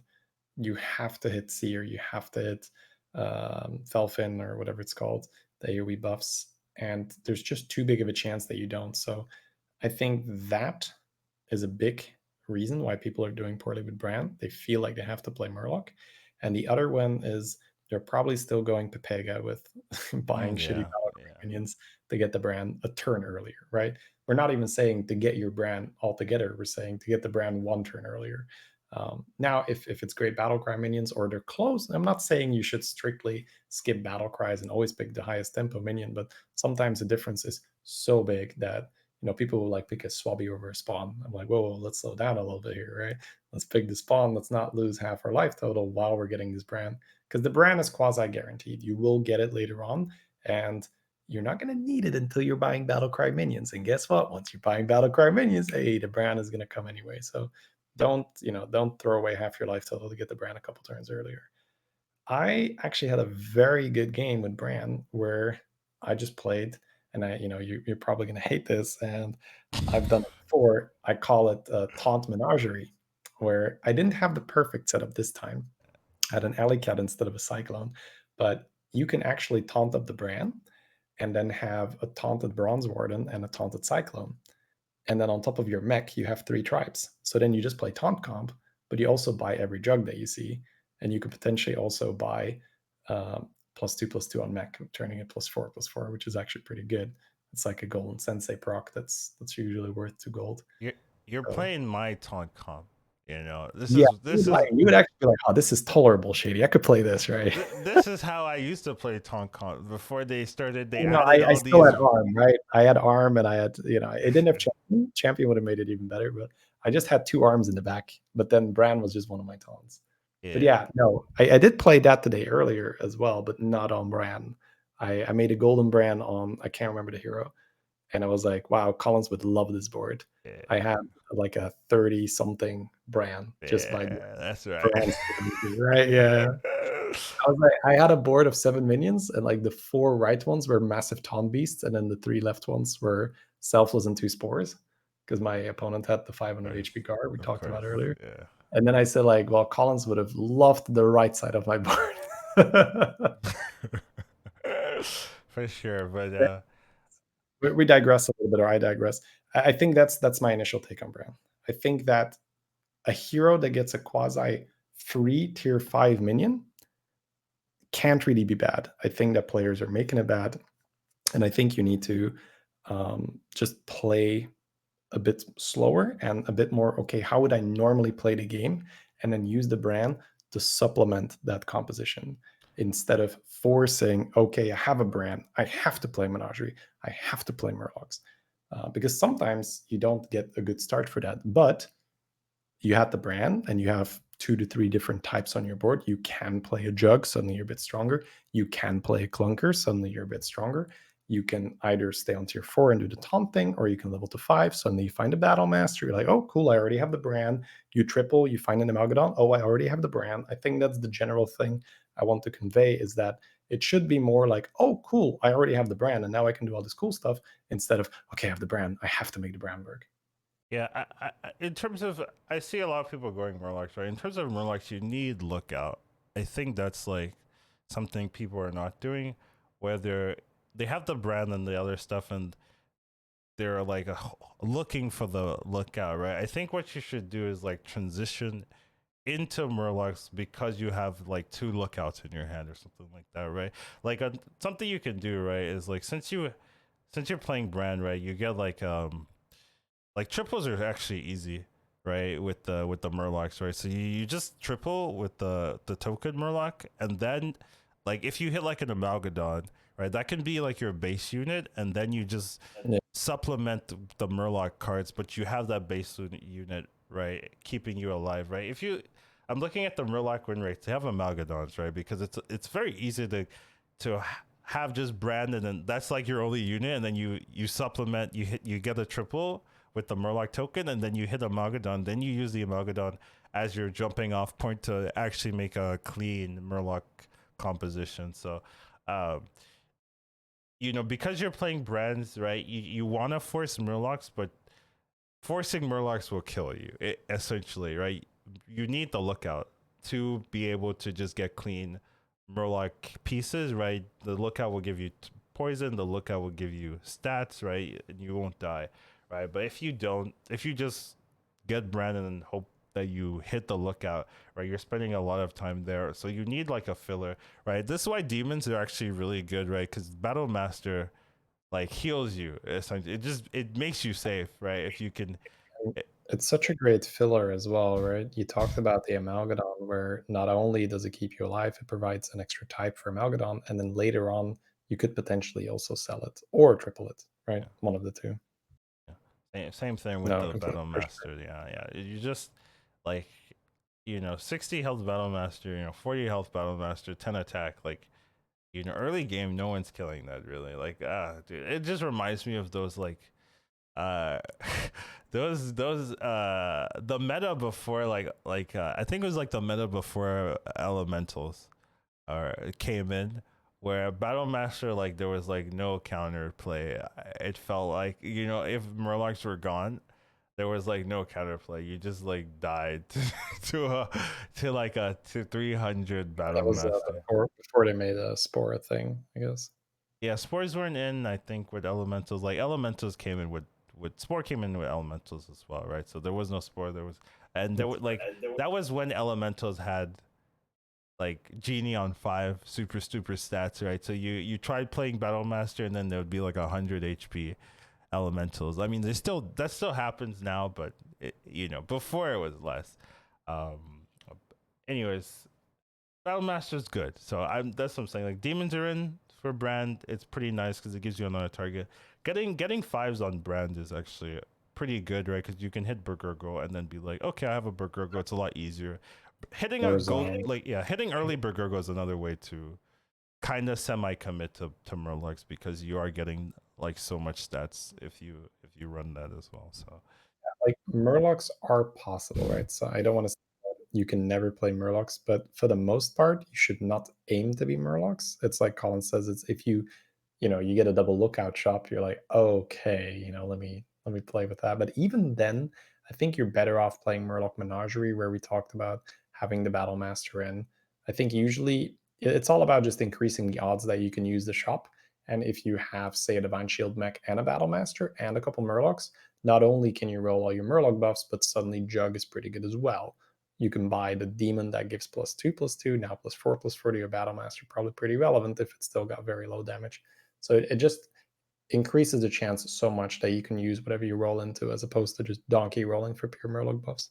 yeah, you probably want to pick brand when you are given like taverns that can use a mug well, right? Like if beasts are in, dragons are in, mechs are in, things that can use mug well. Like you don't want to be rolling and then see a mug and be like, oh, I can't use this. Like that seems wrong when you have a brand like for free on in your game plan, right? Like if you can utilize a mug well, then it's probably good to run a brand, and as well as Murloc just being able to like hit double lookout or something and then just transition there. So it's probably a hero where you have to look at what's in the pool. Like they're adding more of those heroes, which I think is fair, right? Where you have to look at what's actually available to see if you can play it correctly or not. But I don't think it's as bad as the rates would indicate. At least I haven't had that. I haven't had those results or those issues personally. So consensus, Oh, do I probably a decent, recommend? yeah, probably decent hero, but is played wrong right now for the most part. Huh, would I recommend the hero? I don't know if I would recommend it because I feel like if I recommend it, they just kind of lower the win rate. You know what I mean? Nah. No. I think I would say wait and see if people figure it out like exactly what you can do. Sure. I'm still having a good time playing Yeah, it. I'm, This I mean, guy I'm, tests. I'm definitely gonna play the hero. I'm just saying, like, would I recommend other people that don't know what they're doing to play the hero? No, it's not a super obvious game plan, Yeah, right? deceivingly hard or deception. Yeah, Yeah, actually difficult to make brand work. yeah, As weird as that sounds. Yeah, especially because like you can really utilize like Khadgar brand stuff in this like yes, tokens, yeah, tokens. that's definitely something that I think a lot of like the people winning with brand consistently are doing, right? They're making sure they're using the tokens to get like two triples a turn or something, and then like using like double, like they hit like a full Reaper Amalgadon. Oh, okay, I will just go with this, and then go from there, right? And I think it's a lot easier to win the game if you know how to do that. Where if you're just like trying and you don't utilize that tool, which is like a free tool that's given to you since you have a free brand there, you just need a token, which is pretty easy to get in the Khadgar, which is pretty easy since it's a tier 3 minion, right? It should be something you should be aware of at least as an option if you're gonna play the hero. So I wouldn't And recommend that. like Primal Fin can then pull more Murloc scouts. Exactly. Yeah, Yeah. it can get super gross, Yeah. right? And you have the brand, so you're getting the double battle cries. More chance you find more tokens. Yeah. Exactly. So, I'm not recommending. That's what I'm saying. But I will play it. Is all. Good hero. Well, would I hate a buff to this hero? It's low win rate. Maybe it needs a buff. Would I hate it? Would I hate Oh the buff? god.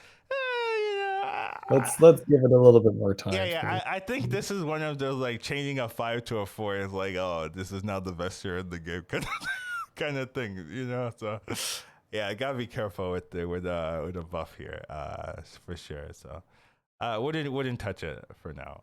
It's one less battle cry people will Pepega for, right? Because at some point the Pepega They line will, will just well, right. Yeah. they will Pepega, yeah. Next hero we will be talking about is Illidan. I gotta say, still invisible to me. Just don't see the hero at all. I see him do better in my lobbies, right? So it's I don't know. I don't think it's a threat, right? So I don't see Illidan be like, oh crap, man, he's gonna go first, and his left and right most minions are gonna have +2 attack. But Mm. at least those early turns are a little bit better. I don't think we need to have a like. I'm gonna be honest. I didn't play Illidan. Collins didn't play Illidan, right? So let's be real here. We're not gonna fill 10 minutes talking about Illidan. But overall, let's let the stats do their thing, and maybe we'll make it +3 attack or whatnot, or whatever they Just want to give it do. Divine Shield. Yeah, Divine Shield Wind Fury that Yeah, worked well no, for no, me not again. Wind Fury. You gotta differentiate. Just Divine Shield on your left and right most minions. Like that would be so good. I would play the hero. God, yeah, that's way too good, man. But You know, anyways, like cut that, off the attack. I don't need the attack. Just give me divine on the left and the right. Man. it's just yeah, it's so hard to fix this hero where suddenly it becomes desirable to pick. But yeah, I mean, it is stronger than before. There's a little bit of reason to pick it now. There are some cards like the 1/4 piggy, right? The 1/4 piggy that's actually legit. Where okay, that becomes a 3/4 the turn you play it.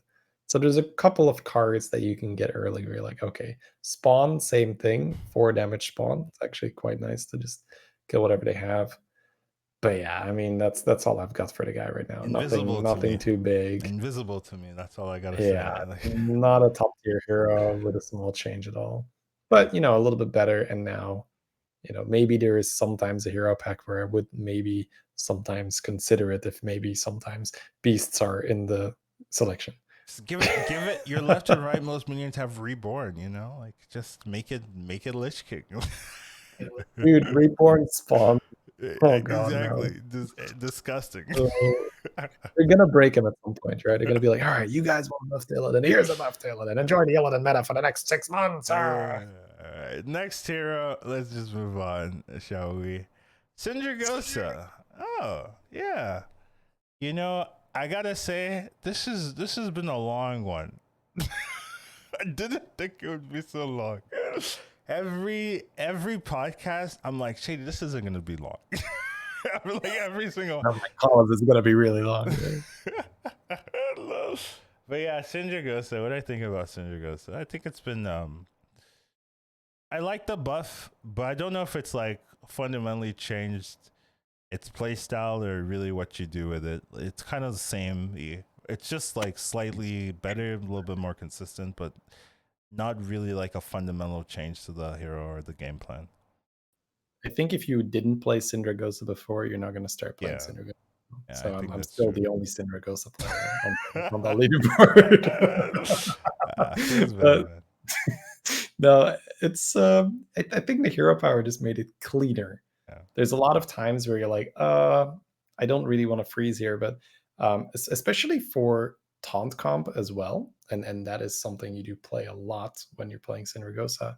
It is really nice to just be able to freeze the arm in the shop, freeze the champion in the shop, and not have to freeze the whole shop because you're essentially gaining a gold or close to a gold Yeah, where you yeah, now have an extra roll. So, and it happens a ton when you're playing taunt comp because there's only a specific amount of units that you're rolling for. A lot of the time, you are going to be either floating a gold or not being able to buy the thing you rolled into because you didn't settle. When you're playing other compositions, a lot of the time you're coming up on 2 gold, and this is the turn where you sell something, buy something, and you just settle for whatever there is.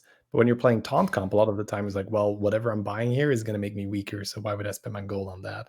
I'm just going to roll. And then you have 1 gold left. So now you are not in the zone anymore where you could buy whatever pops up. But hey, there's the third arm, there's the second harbinger or whatnot. And then you can just hero power it. And then the rest of the shop isn't frozen. So I'd say for what she did become better at it, which makes sense because the hero power was just a strict improvement. Before, you would have to freeze the whole shop. Now you get to not only unfreeze the rest of the shop, you get to also buff the minion you're freezing, which is nice. That is a nice little bonus to playing taunt comp where sometimes early on you get to freeze. Like the single bronze warden hero powered in the shop feels amazing. That is a very pleasant sight when you just see this bronze warden go up to a 4/2. That's essentially the golden warden, right? You just doubled its stats. You know what's funny? You could like buff this hero, say like freeze up to 2 minions in Bob's Tavern, and it would like do nothing. Like it'd still be the same hero.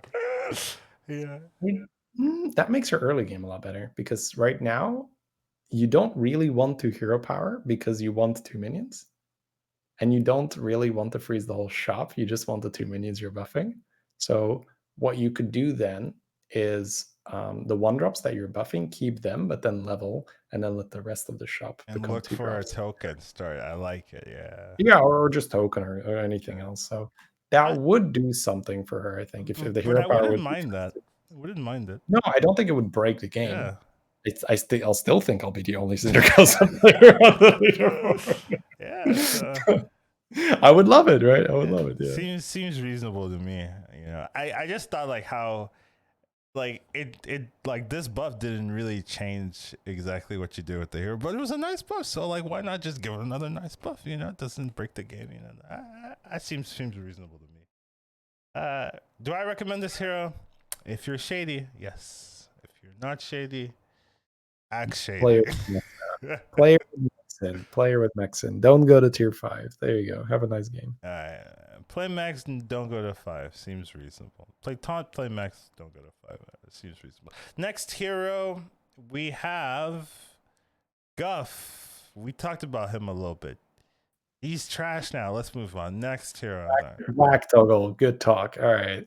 Yeah, he got the wag toggle treatment. Like, to be fair, he did get a lot worse. Like surprisingly, the 2-1 is like really important in that with the 2-1 buff, right? He can contest early boards and not get punished. But as a 1-1, right, his early board contesting isn't as strong, so he loses board states now. So when you try to do the same curve you were before, you're losing HP.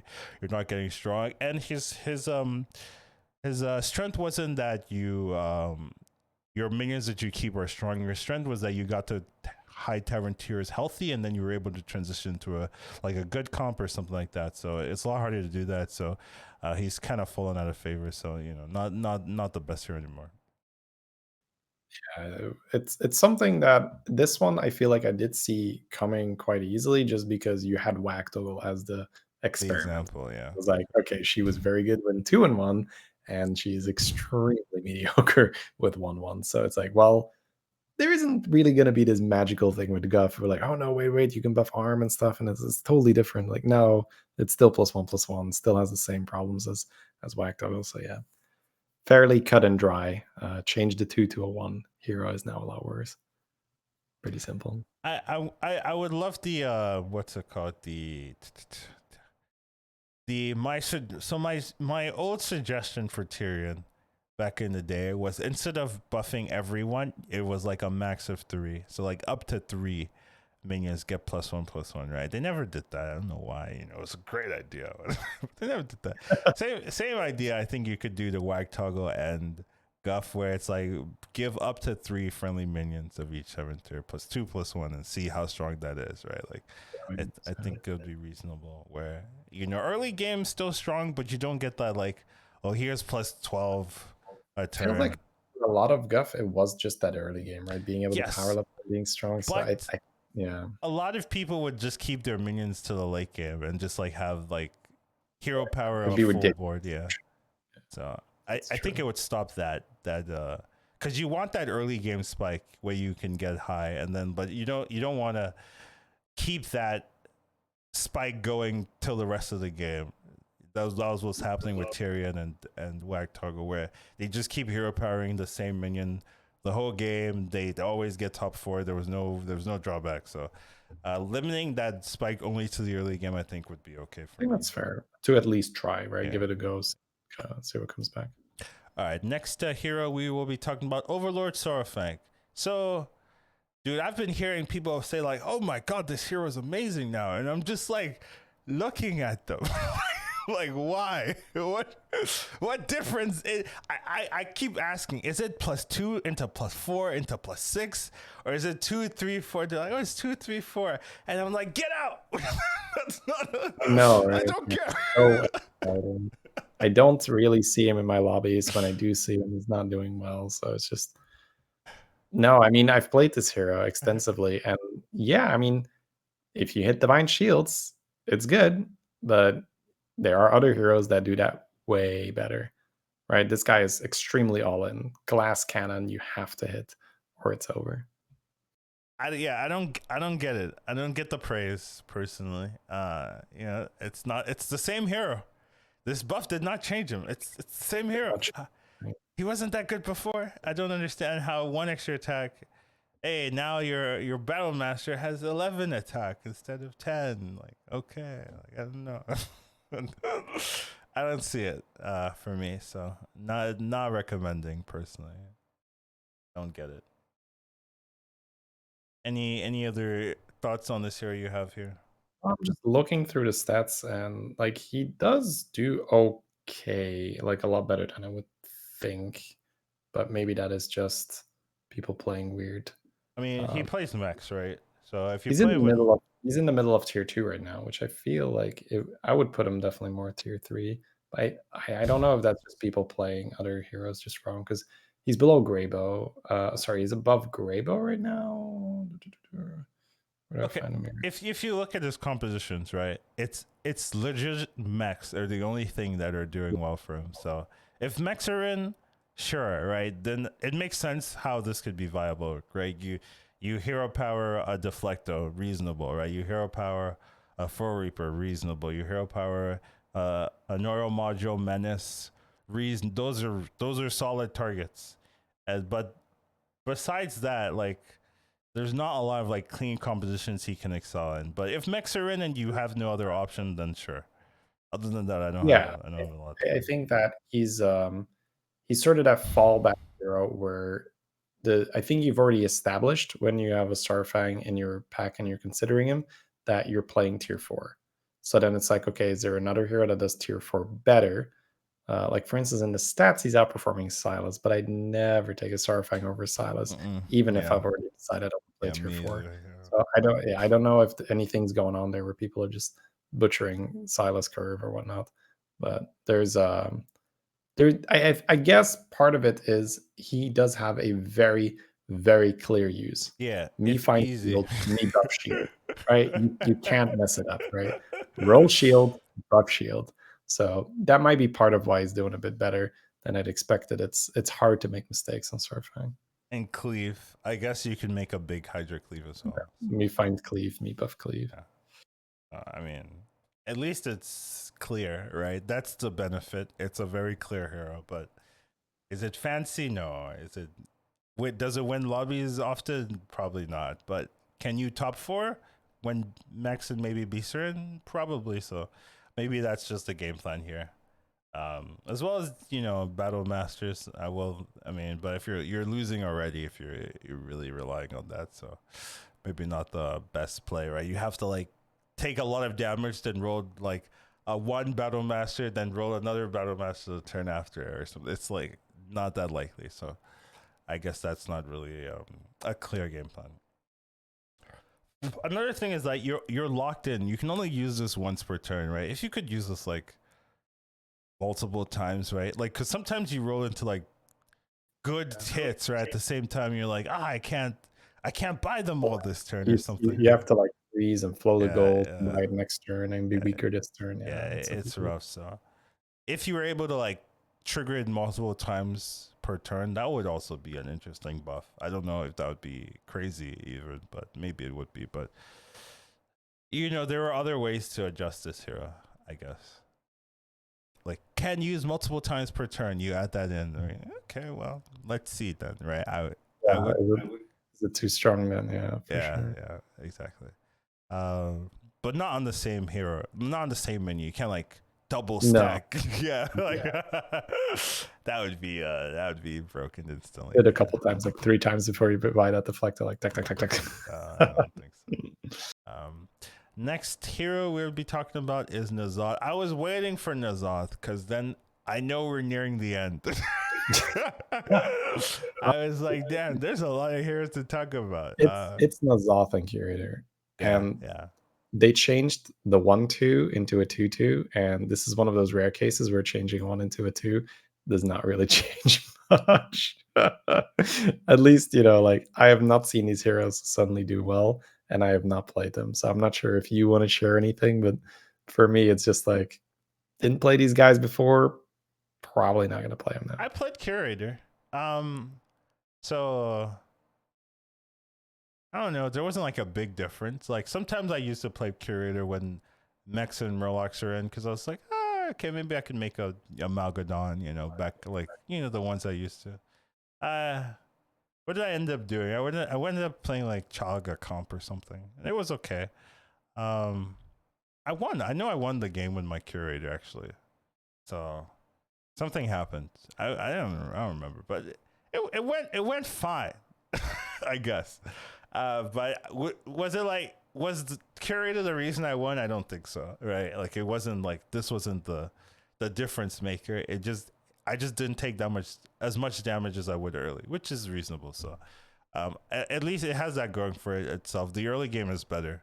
Same thing with Nazal. One thing with Nazal you can do when we talk about the new minion, right? If beasts aren't in and Right. Quillboars aren't in, and you play the Hamas or whatever it's called, you just get the Amalgadons if you're on tier 6. It's just like your whole board's Right. Amalgadons, so that's fun. Because yeah, but so what happens there is the little fish is a beast. Yeah, And if Quillboars were in, Pumbaa is in as well, yeah. right? So Pumbaa would get summoned. So that is a bit of a hack, maybe, where you just go like, all right, so my most common tribe is beast. There are no beasts in this game other than Amalgadons. Hamul is gonna only offer Amalgadons, and that is, yeah, that is not enough reason for me to pick this spot. I'm just But saying, like, yeah, if yeah, you're playing huge. Nazad, you're in the late game, you have a brand, you hit a Humu, you just sell your minions. You just sell your minions, play the Humu, get six Amalgadons, boom.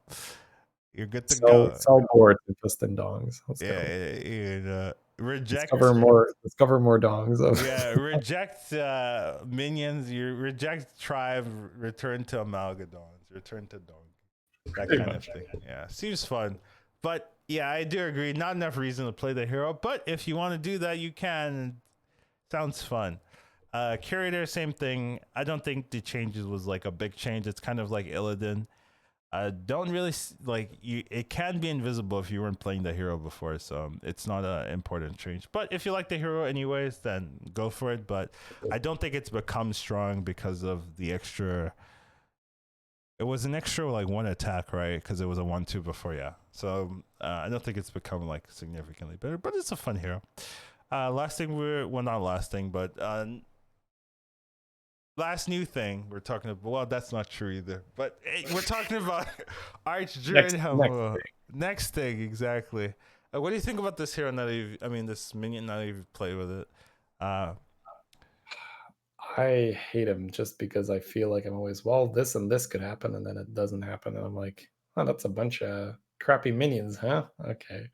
Or you have a brand, and then the first chop is the nutty one, and then he skips over that and gives you the trash afterwards. Have you had that So happen? Oh my god. I've had that happen, yeah. Like where you're like, oh, that's kind of no, never mind. Oh, that's the one I'm getting. Yeah, nah, those are not good. So I think it's the thing we talked about at release, or yeah, that's still the same for me. Where this is not really something that I want early, but in very specific boards, I might be okay, like buying it and just being like, okay, let's see if I can get a golden Charlie. Let's see if I can get another flat tusk. Let's see if I can get flat tusk Agam. Let's see if I can get more Eliza or whatnot. But for the most part, this has not been an exciting minion for me. But I do know that for a lot of people, it's really cool to play with. I also played it with Murlocs, and it just maybe it's just my experience, right? Like it gave me a bunch of trash Murlocs, and it was like, okay, I forgot how many trash Murlocs there are that I don't want. All right. So yeah, what about you, Collins? I what is my experience with this hero? So I play with him and then I'm not like happy. I end up picking him because I don't want the other things, right? I'm getting zaps and stuff and like I don't want that. So I'll go for the RNG play. And I hit him like, okay.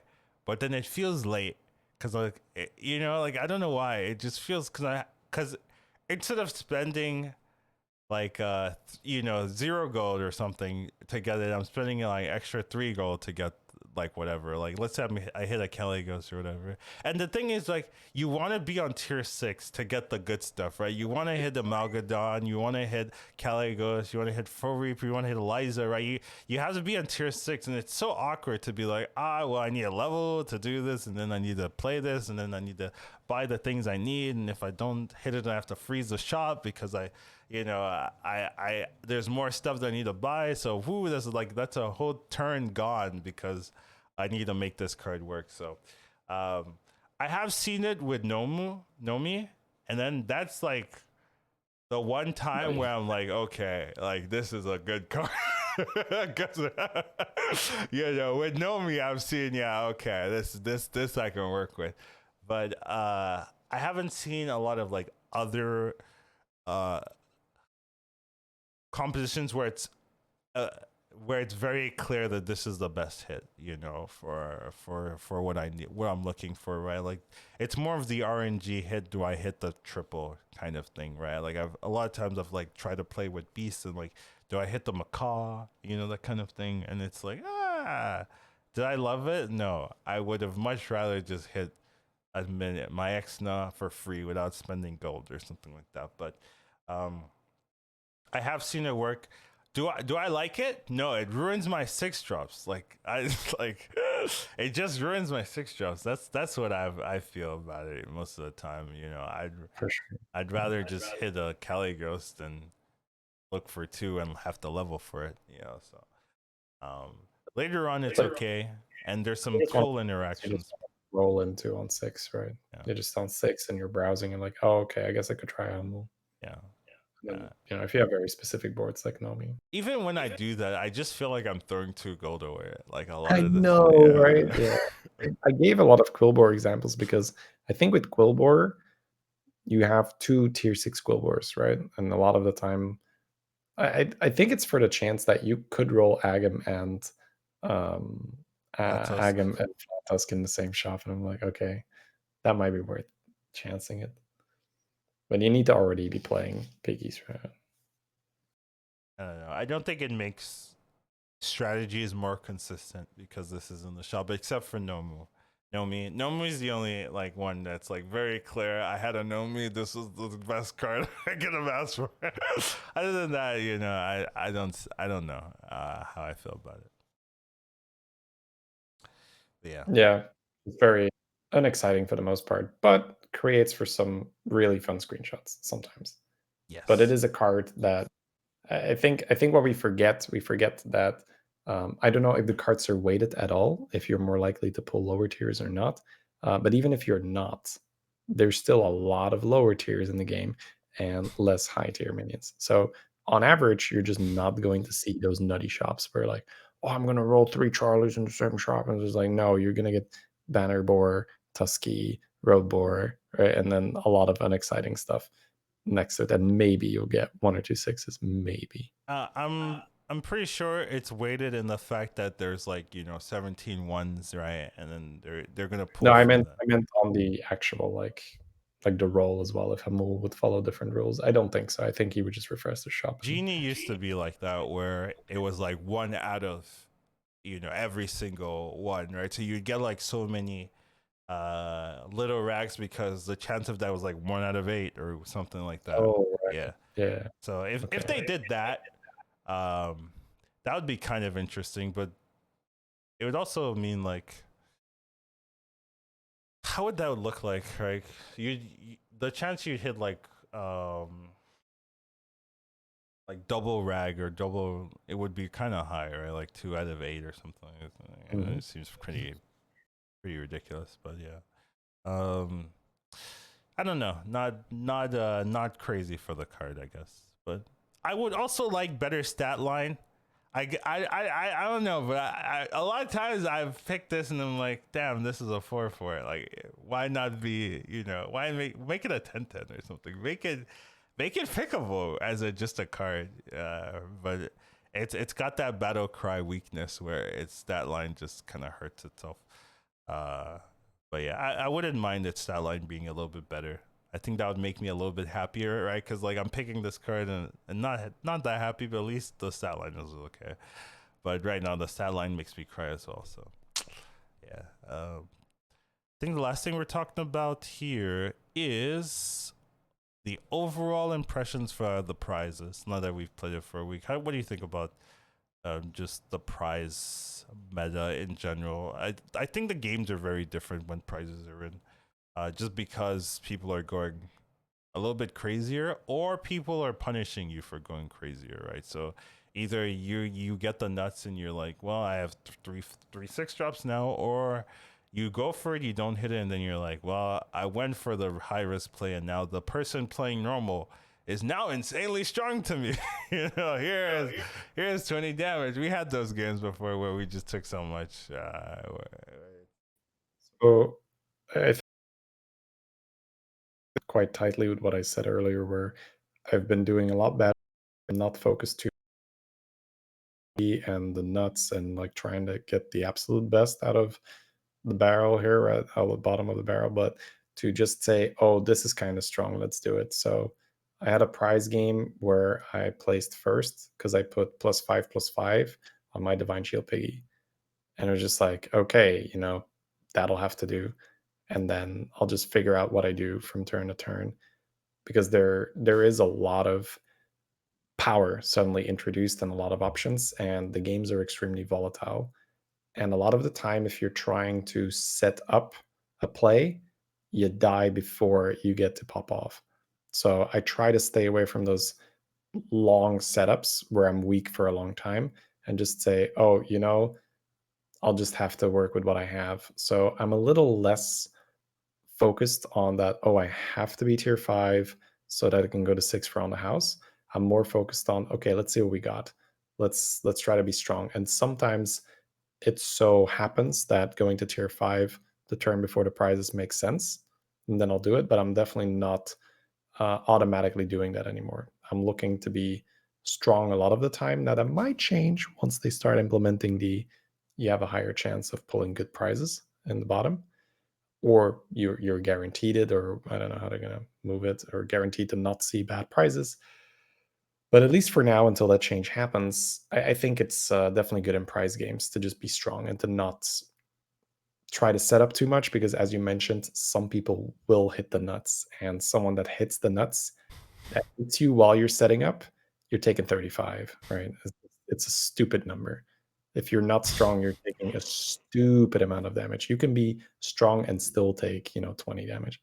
Like some people will just hit such a good turn with an evolving tavern or an on the house, or just in general, right? They just had a great start with extra coins and they just hit triples, and they'll have a much better board. So that would be my number one advice, is to not take too long to set up, but just go with what's strong, because you'll know when you hit the nuts, right? And other people will just die when they face you.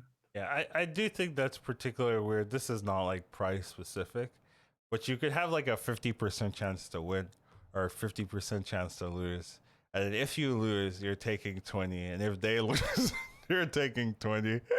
But the chance that you win, like, it should be closer, right? Like, you both have an equal percent chance.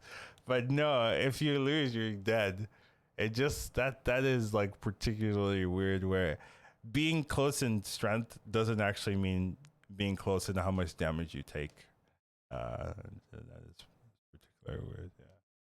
Imagine if like they run the battle simulation 1,000 times, and then like you get the average of whatever damage. Yeah, I mean, not very fun, because you wouldn't really be watching it, right? But yeah, I do have that criticism for BGs, where I obviously enjoy the game because I'm playing it a lot and I prefer it over, say, TFT. But that is an aspect that feels so much better in TFT, where it feels so much more fair when you lose in TFT. Yeah, It's, I saw it coming. I was like, all right, I made some mistakes early, bad decisions, um, rolled for the wrong things, right? Made the wrong items. And I slowly watched my health go down. And here it's like, okay, so next turn I can, oh, I'm fighting this guy. There is no next turn. Okay, well, that was enjoyable.